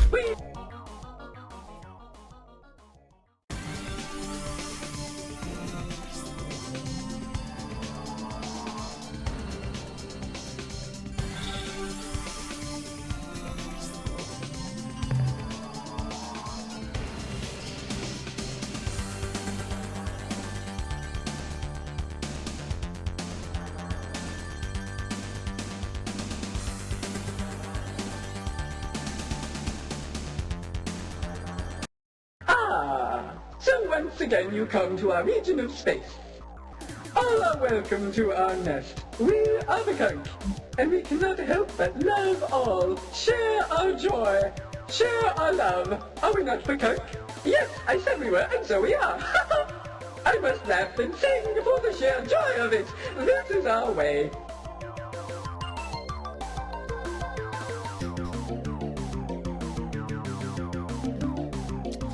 I've always wanted my fortune told.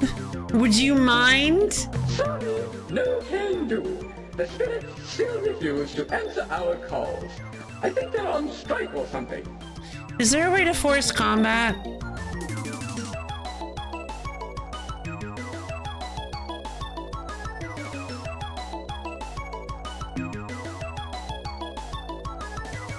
Goodbye, Captain! When the crystal spheres once more rotate into harmonic union, we shall meet again. Cool. I think I might be ready to go ahead and take a little break.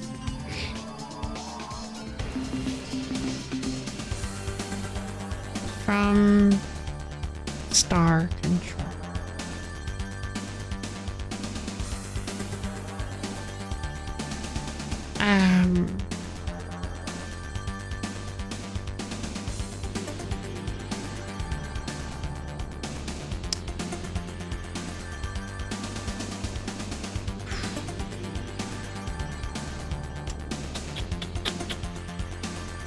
Yeah.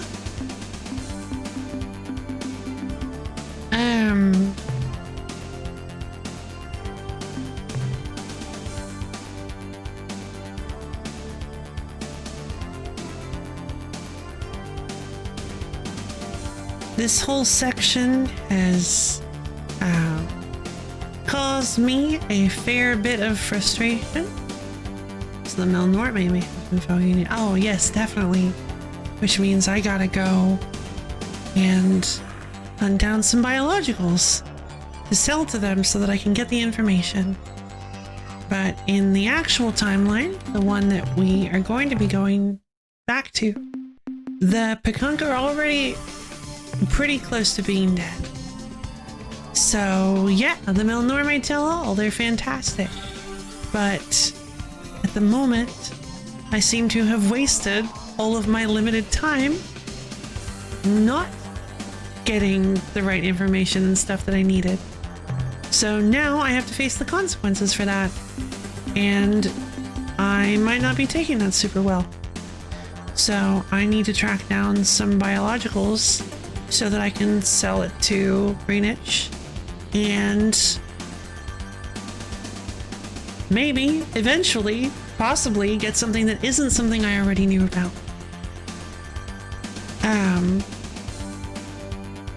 Eventually. And so yeah, I think for now I would like to maybe take a little bit of a break from Star Control 2. We might be coming back to it next week after I've cooled off a little bit, but for now I am feeling a little bit heated, so I think I would like to maybe call it a little quits a little early today. And then another finger point, but I don't think I really want any hints or finger points at the moment. There are places I can go. One of the prophecies sounded like I might need to go check on the Cyrene, which maybe they could help me. I sure would like to find the Umga so that I can figure out how to control the Ilrath. There are things I can do, but I definitely am upset that I am almost certainly about to lose the Pekunk. I don't know why I'm upset about that. I don't like them at all. But it just feels like I failed, you know? And so, yeah, I'm not taking that super well. So, but I am sorry to everybody who comes to for just my Star Control streams and watches me flounder around helplessly. Thank you very much for coming and supporting the channel. I hope you guys enjoyed what you saw. I definitely tried my best, not coming in and take a second. Yeah, that makes sense. Which I might have to. I don't know how much I'd enjoy streaming a second run through of this game, but yeah, I am feeling a little bit discouraged. So I think I'm gonna take a little bit of a health break for the game. Which no fast I could, but it's just not the kind of streams I do. But yeah, with all this information that I have, yeah, I might be able to do quite a lot of it. I could go hunt down the biologicals really early to get all the resources all the upgrades I need to like my landers and stuff, so that I can quickly go get loads of resources from the big stars. Okay. Fair enough. Yeah, if I have all the information right off the bat, yes, I probably would be able to finish it pretty quickly.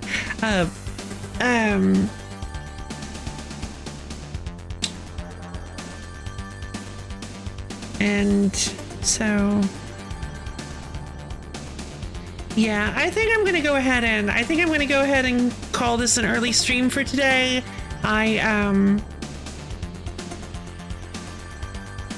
I did enjoy I did enjoy playing around, but did enjoy messing around, going through systems and stuff today. But yeah, this is kind of one of those things that I feel can become kind of inevitable for time limited games like this. You either, when you start to get to the end and you're either very ready or you're not, and you realize that you kind of bettered away all the time that you had, and suddenly you just can't do anything. Sometimes I'll figure out, yeah, exactly. And this is a rather old game. This is a rather old game, and so yeah, sometimes they can be a little bit obscure. They can be a little difficult to pin down. And I had been doing an okay job of figuring things out. I was mostly just stumbling into things, but like I was having an okay-ish job of doing it, but at this point I feel so lost and helpless, and it just feels like I'm floundering in the dark, and it's not fun because because I know that there's a time limit. I know I have limited time to do it, and I want to figure it out myself, but I can't for the life of me figure out what I'm supposed to do, so my only option is to just fail, and it stinks. I hate that feeling.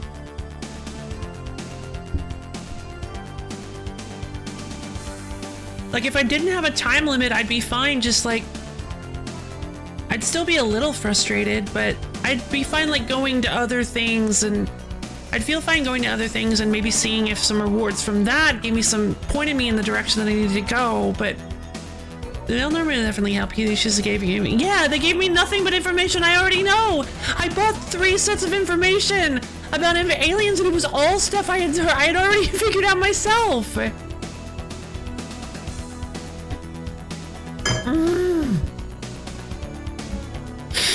So yeah, it's all about the pekunk that you are. Yeah, they told me about the pekunk, about them doing stuff and needing to go talk to them. They told me about the Zockfied pick. I'm like, what? I don't remember what the second one was. The third one was the pekunk. I think the first one was the Zockfied pick. And I think I actually bought some before that, and I think it may have been about the no. This, sorry, you've hit a wall with this pekunk. Thank you, Malabea. Yeah, I've hit a bit of a wall, and maybe I can climb over it, but for now, I think my frustration, it's one of those things where you gotta know when to quit, right? Know when to fold them, because I definitely can tell that either I'm gonna need to take another long break to cool off, which probably won't even work, or I just need to call it quits for today. Maybe over the course of the week, I'll feel a little bit more confident about things, come back in feeling a little better. I think maybe I just need to call it quits, at least for a week.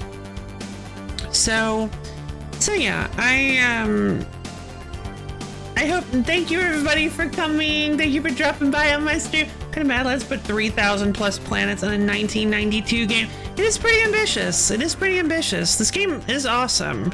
I'm actually very excited to see what Freestar's Children of Infinity becomes. I don't know if Children of Infinity is a new game, like the straight up new, or if it's a remake, because it's still got the Free Stars title. So I don't know. I guess it's Free Stars because they lost the Star Control. It's a sequel, pretty sure. Gotcha. Well, that's super duper neat. I'm very excited to see if they decide to. I'm very excited to see how much modernity they decide to put into the game. I haven't met all the aliens in this game yet either, so there's still. Yeah, I figured there was. I feel like ever since I started playing, ever since I got like halfway through my current playthrough, I felt like I just have wasted so much time, and like I have never been very good at handling games with time limits. This is just a me thing. I have never been very good at handling games with time limits. Deadlines freak me out, and they make me very anxious. For the most part, as long as I'm making progress and feel like I'm actually like discovering things and handling things, I generally feel like I'm doing okay. I'm finding species, I'm discovering things, I'm getting resources, but there's still that constant looming presence in the back of my mind that I'm not going fast enough, I'm not doing things quickly enough, I'm not progressing quickly enough, and it can make games like this not very fun for me. This game, though, with all its quirky charm, has been able to counterbalance a little bit of that somewhat. But when I get lost, and when I get lost and I'm not, and I have something that's just glaring me in the face, like, you need to do this now, and I can't figure out how to do it, that's when that deadline starts to really echo in the back of my mind and get louder and louder until I just can't ignore it anymore and starts to really bother me. Also, probably why the first Fallout game is oh, interesting, I didn't know that. Hey, of course. Thank you, Borb. Time limits are a thing from the past. Yeah, a little bit, yeah. Although I will say some slightly more modern games still have them, like the Atelier games. Although they have been phasing them out, so that's a really good point. I believe the first Atelier game to not have a time limit was Atelier Shalia. I think Atelier Shalia was the first game without one, and then I think every game after that has eliminated the time limits. So yeah, I guess they are a thing of the past. Although, hold on, Final Fantasy 13 Lightning Returns, that had one. I'm just being contrary, I'm sorry. Yeah, I don't mean to, so hopefully, yeah, I still think this is, this does not change my opinion of this game in any way. I still think this is an incredibly well-made game, very interesting. Oh geez. I still think this is an incredibly fun and interesting game that...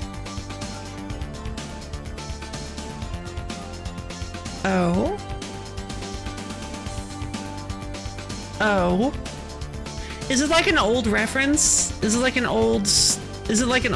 That's a line. The Serpentine Beast. From a book. Oh, it's from The Little Prince. Oh,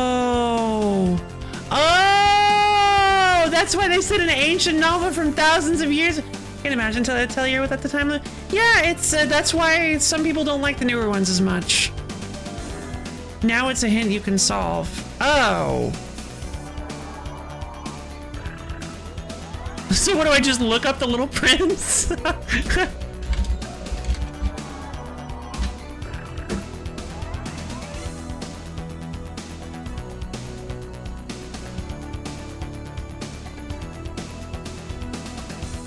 That's a snake.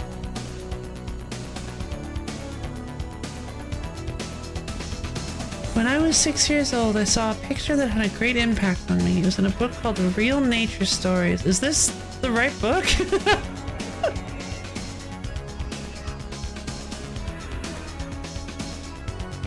It said boa constrictors swallow their catch without chewing. After that, they cannot move and will sleep for up to 6 months, which they need to just digest the food. Back then I was fascinated by jungle, so there was a picture of a boa constrictor that was swallowing an animal.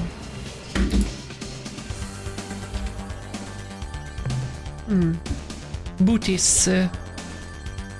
Oh, it looks like a hat. It didn't take...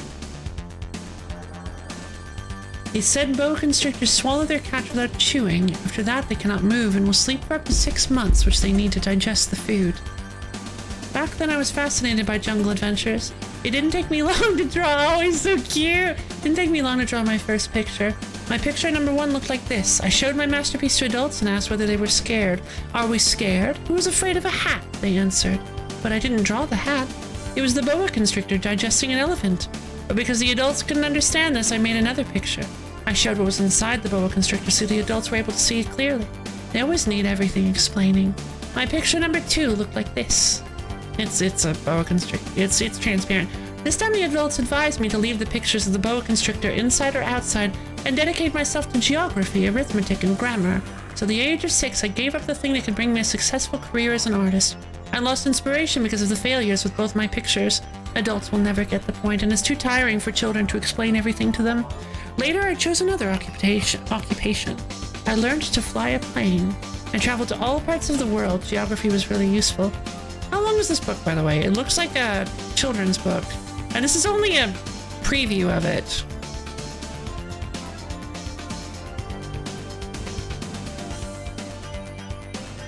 It's a boa constrictor.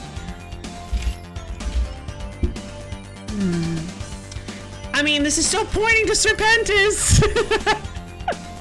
Like... Let's see. Imagine digesting a carcass for 6 months and let you choose between having a time limit and not having one. What, in this one?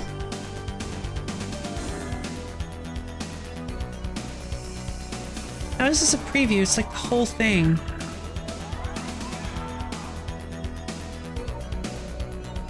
Oh, some pages are omitted. Oh no! Wait! Oh no! I need the book! Atelier. Oh. Oh, I see. Antoine de Saint-Supéré. Supéré.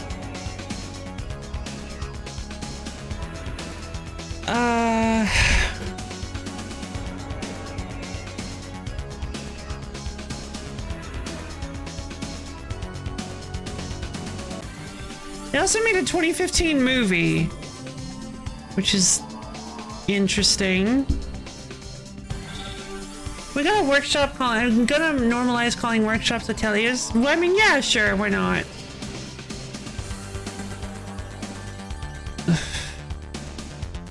Should I just Little Prince line about serpent or about thin creature eat beast? What is it? Stifled creativity? At this point, what you need is the printed star map. Oh, okay. Quan to constellation map. Spoilers. With notes. Okay, with no territories, please. I don't think that's possible. They have all the territories written. I don't think anybody has the map without territories.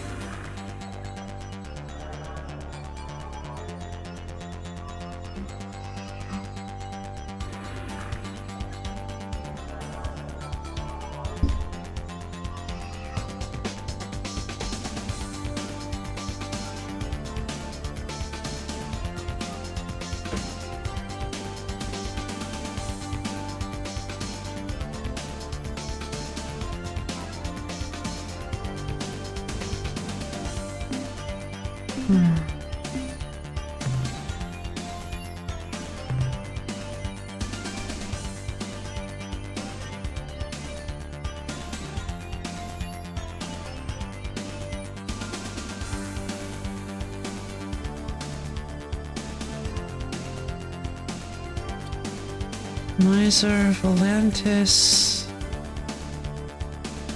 Beetlejuice, Camelopardalis, Reticuli! Wait!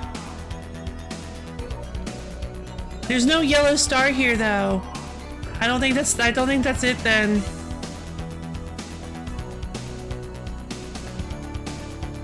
But Reticuli definitely would have been a good candidate.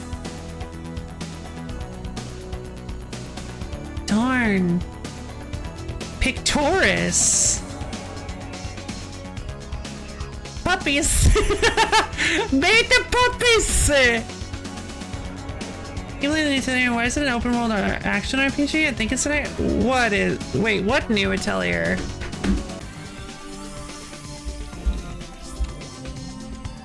Verona? Yumia. Oh.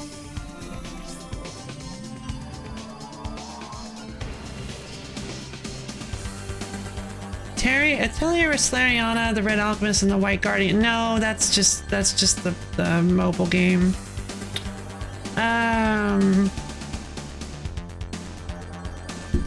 Yumia.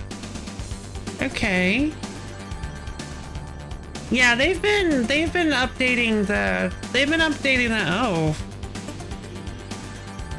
Atelier formula for a really long time. They've been doing lots of changes to it. Everybody complains about the new one every single time. Ooh, a motorcycle!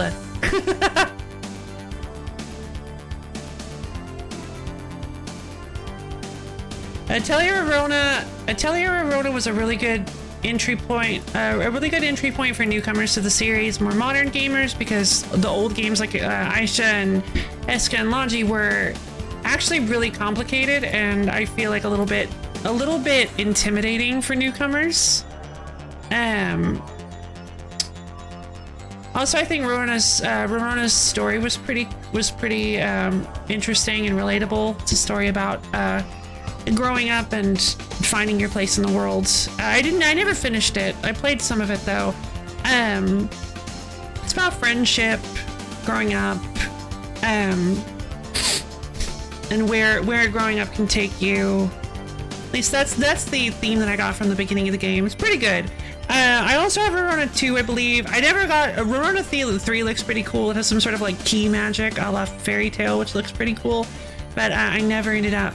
I don't have it. I think Rorona might be like a decent entry point to the series. Now that I'm on a different tangent, Rorona might be like a fine. Wait, Rorona. Hold on, Rorona's not the one I'm talking about. Atelier, what's her name? I'm sorry, I didn't mean Rorona. Rorona's the old one. The new one is... Let me pull it up. Oh, I know you've already found it. Ryza. Oh, yay! Ryza. I'm sorry, I meant to tell you Ryza. Huh? What is this?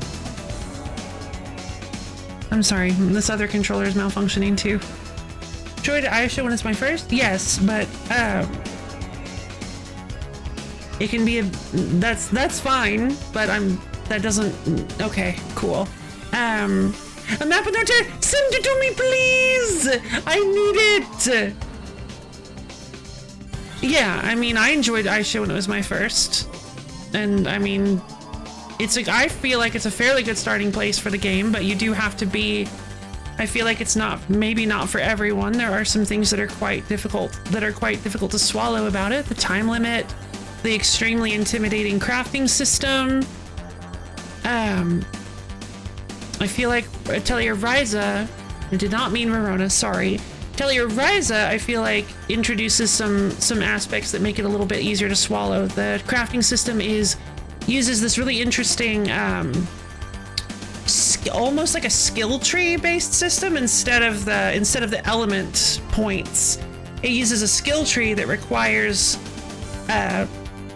each like items have different skill tokens, like element tokens that you put in. Some territories is the original print. It has like element tokens, and you need specific amounts to unlock those nodes on the crafting tree when you're crafting a specific item. It's a neat concept, and I enjoyed playing around with it. And the more you progress, the further you can go on the tree. Okay, so Bathy.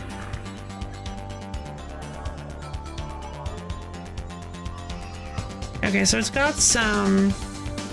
Oh, wow. It's even got some interesting information about Hades, Aquaria, Leonis. There's so many here.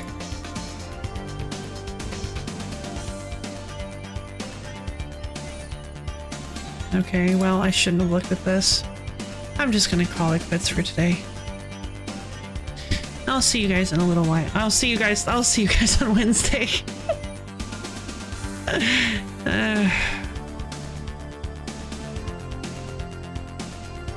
So the Spathy are there, and the Umga.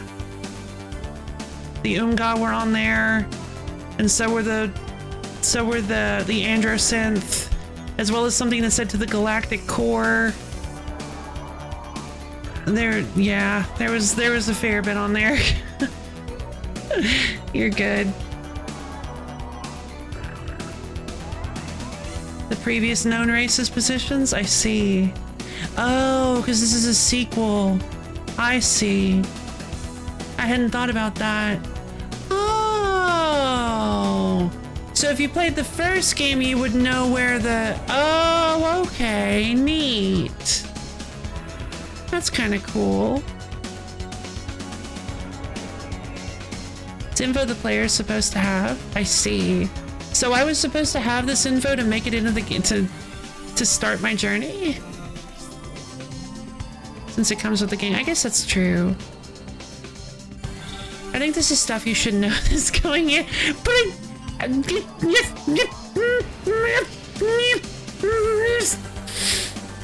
Okay.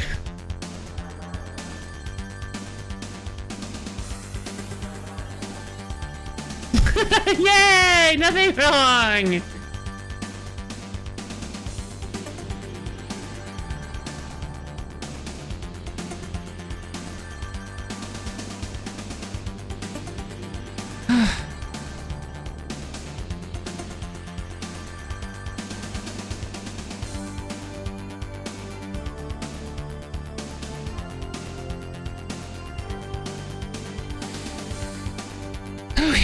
Well, I think I need a break. I think I was right about needing a break. With this map, I believe you, even if it's not today. Maybe we'll do this next week then. The Accolade collection that had StarCon 1 and 2. Okay. Alright, well, if it's fine that I look at this darn map, considering, yeah, the Utwig are actually not on the map either, so it's just the... Okay, so it's just neither the Ilrath... Unknown, I see. Okay. So you're supposed to use this map to track down leads. Okay, well if that's the case, cool. Then yeah. Alright, so this is the Thradash. This unknown is the Thradash. Alright then. And it doesn't list the Quan either. Okay. Cool, wasn't that alright, yes, it was provided with the game. I'm fine now. Oh my god, I'm sorry. I'm sorry. I'm a big baby, okay? I love you guys. I'm sorry. You guys are awesome. This one games get yeah.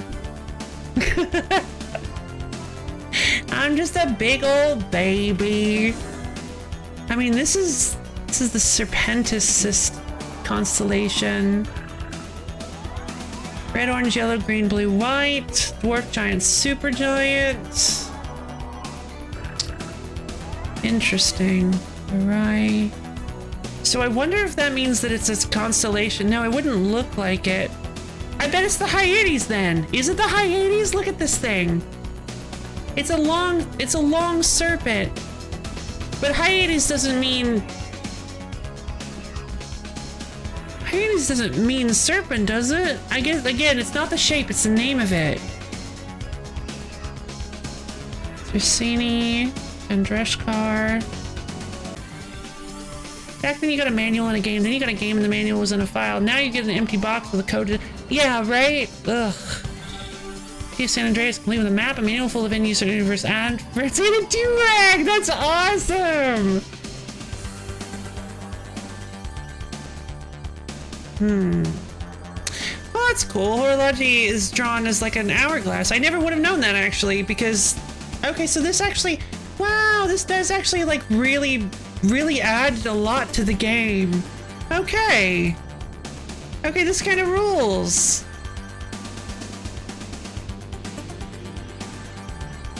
Okay, well now we're cooking. Because now we know where the Umga are, which is huge. We know where the Mernmaherm are, which is huge. We know where the Chenjesu are, which is huge.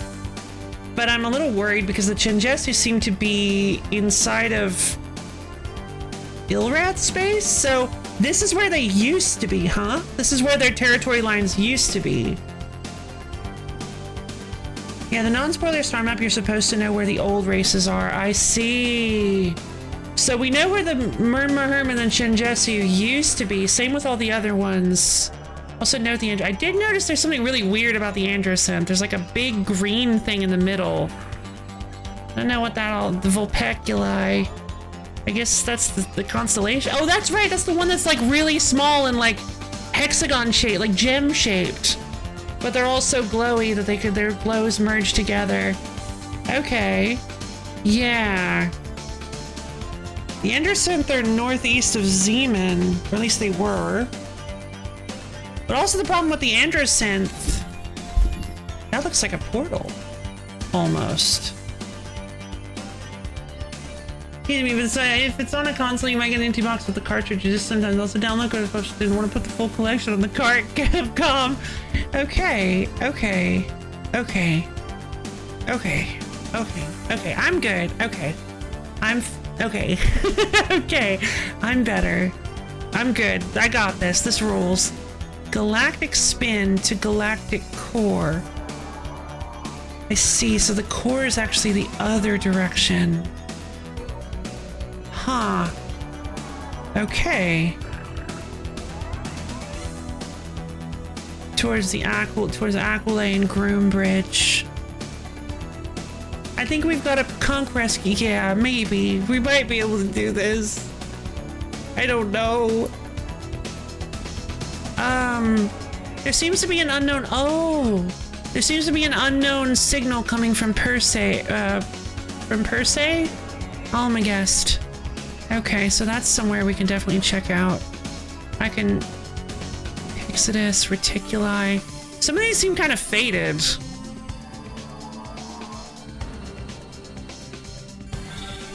Reticuli's constellation is hard to see. Some of these letters seem a little bit faded. I'm assuming this map was pretty well loved, which is good. That's good to hear. Telescopii. Valorum, Virginis, Buddhist, Procyon, Oliver, Volantis. Okay, so I just need to figure out what the little prince is trying to tell me.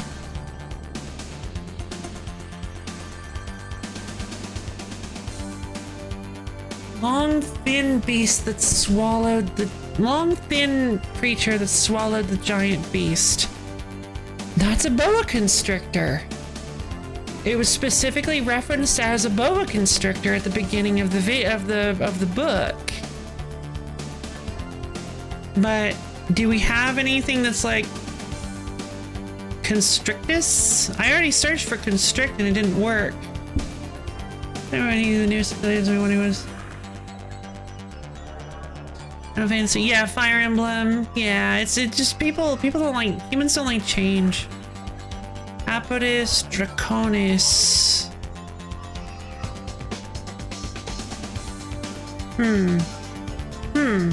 Okay, well, shape-wise, Draconis and Apodus makes sense, but I already checked Alpha Apodus and it wasn't it. By Craterus, my stuff Mystery, Sophia, Capricorni, Columbi,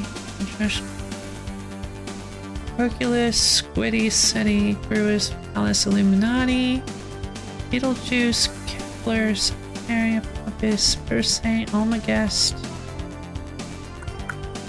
Alcor, not the only one. The only one that makes sense to me would be Serpentis.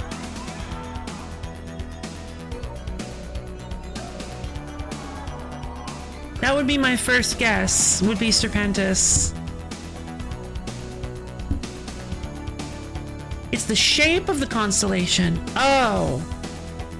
I thought for sure you said it was the name.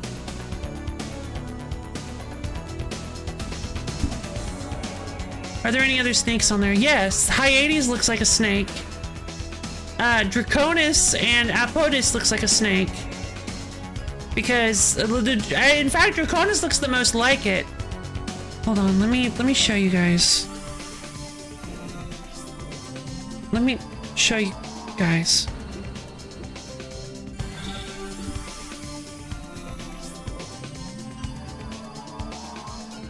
So this actually looks so much like the image of the boa constrictor eating the elephant.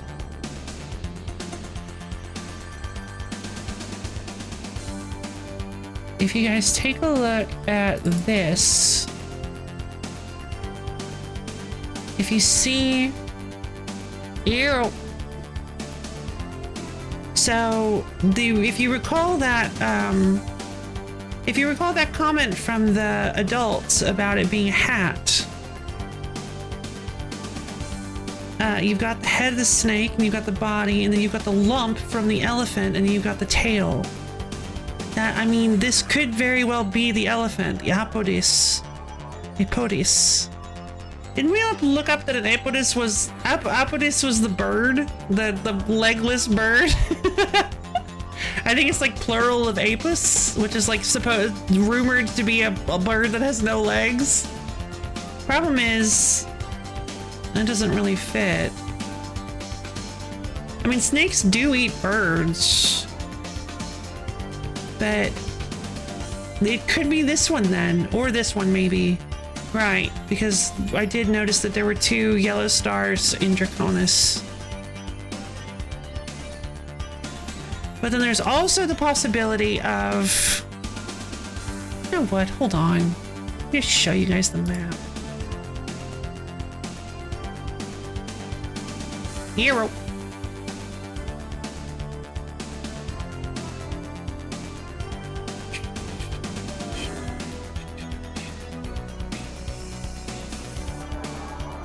Are they without telling you where it is up to you though? Not yet.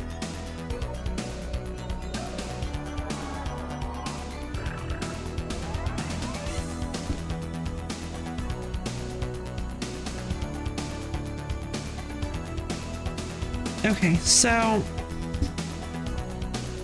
this is the map we're working with. So it's a little cut off because of, hold on. I will actually need to fix this because I can't show the whole thing.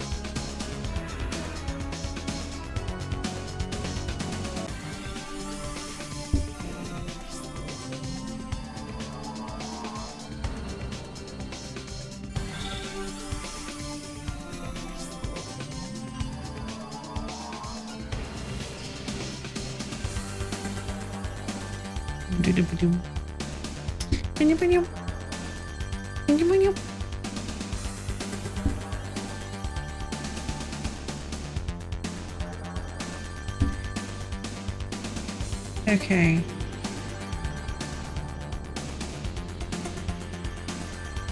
Okay, so that is a little bit small. It is a little bit small, but we have this, the Hyades constellation, which is a big old snake, and there's a cluster of 2 yellow stars. I think this is actually maybe white. We have a yellow star for sure, right in its belly. Right in its belly in the Hyades constellation. Oh my god. But there's so many yellow stars in this one. This could be it. This could be the Lyncis system. The Lyncis constellation. But there are like 3 yellow stars we'd have to check.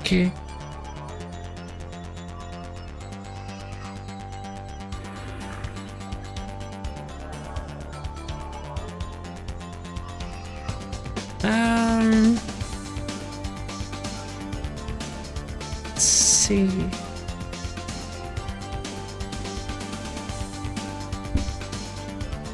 I don't know, that looks more like a hat than a swing. Yeah, that's the whole point!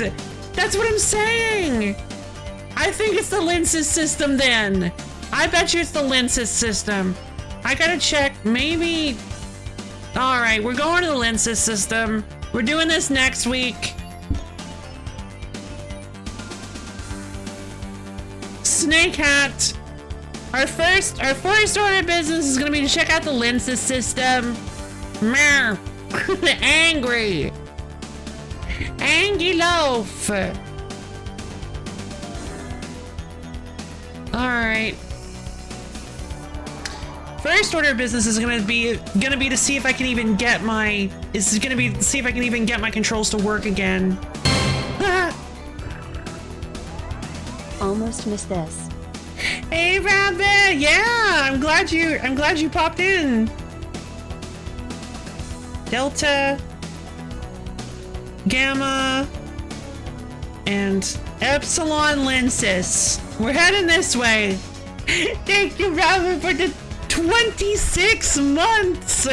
You are so wonderful. Had a very long night last night. I am so sorry. I ended up... Well, I'm so sorry to hear that. I hope you're feeling nice and rested and refreshed, though. Alright. My sense of purpose has been renewed! Onward to the Snake Hat! But we're not gonna do it today, because I am worn out.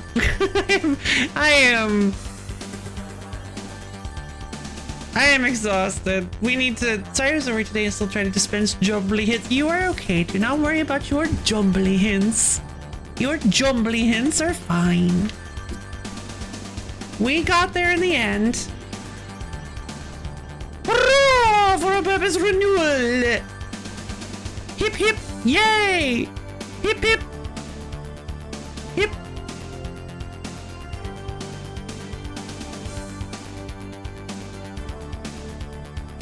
But I'm feeling better, thank you. Grandma fell. Oh my god, I'm so sorry. To go to the hospital with Grandma Rabbit 5 steps. Oh, almost 12 hours. Good god, I'm so sorry to hear that. I hope she's doing okay now, though. I hope she's doing better.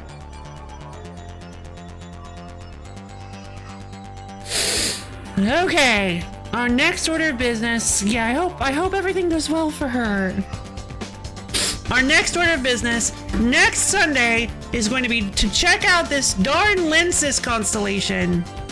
And we're going to use this super cool map that I do kind of wish I had this whole time to find my way a little bit further. Yeah! Roar! Renewed sense of purpose. If we can go, so hold on. The Araloo. So if we can find the Umga, if knowing where the Umga were last seen is actually a big deal. A huge deal, because we may actually be able to bring the Ilrath over. We may be able to trick the Ilrath into fighting for us if that's the case. I'm glad she's okay. Yeah, I hope she gets better soon. But yeah, I am blazing with spirit. So yeah, thank you everybody for coming. That was quite the emotional roller coaster. I hope you guys had a good time. Did you throw your hands up during the falls? You gotta make sure to remember to throw your hands up during the falls. That's the best part of a roller coaster. We go, woo! Yay!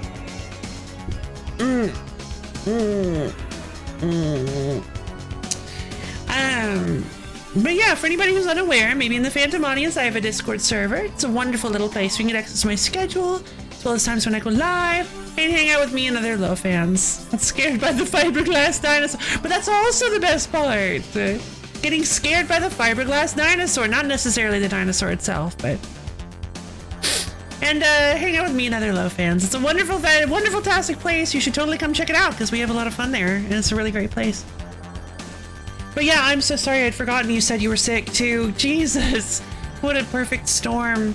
Big hug, Rabbit, big hug. I hope things get better for you. Alright, so yeah, I hope you guys had fun, because I know I did. For the most part. Yeah, I'm not gonna lie, there was a bit of a rough patch at the end there, but I've already explained my reasoning behind that. So yeah, I still had fun, I think I can say. And yeah, I should explain. Yeah, I forgot to do on this first part. I'm going to be taking the next 2 days off. I will be back on Wednesday. We are going to be starting bright and early, hopefully, with Tales of Grace's F Remastered. I want to play more of that game so badly. We just got started. We're about what, 7 hours in? And I am losing my mind at how cool this game is. My patch was rapid. No, don't you be mean to yourself. You're fine. Yay! I'm glad. We'll see. We'll see. I think I'm gonna be playing our Quan Masters, but we'll see. I'll try to make sure. I'll try to get the schedule put together. No, I don't like hearing you talk about yourself like that. I know that's just like a thing, but you're fine. I know you're joking. I'm sorry. Maybe I shouldn't take it so seriously. I'm sorry. I've just known a lot of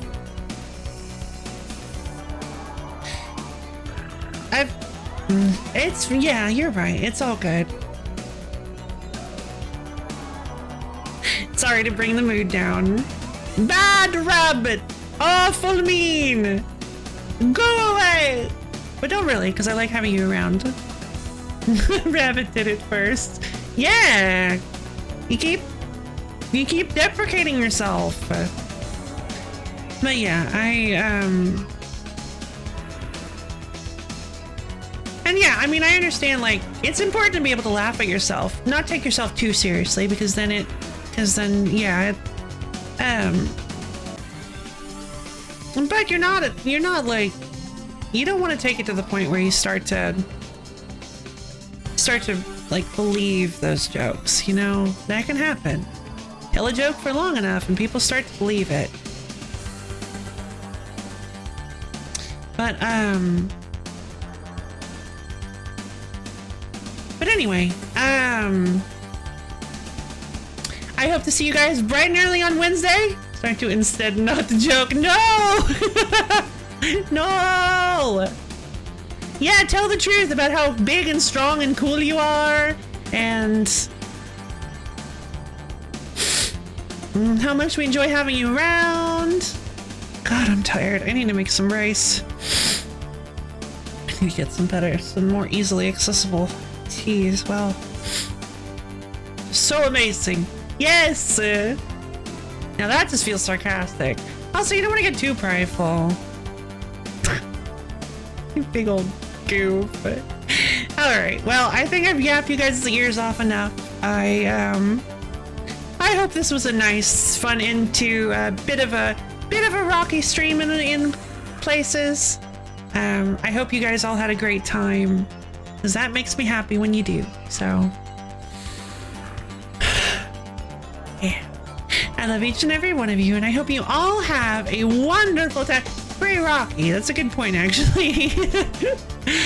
Wonderful-tastic, stupendorific, awesome, amazing next 2 days. And I'll see all of you guys on Wednesday.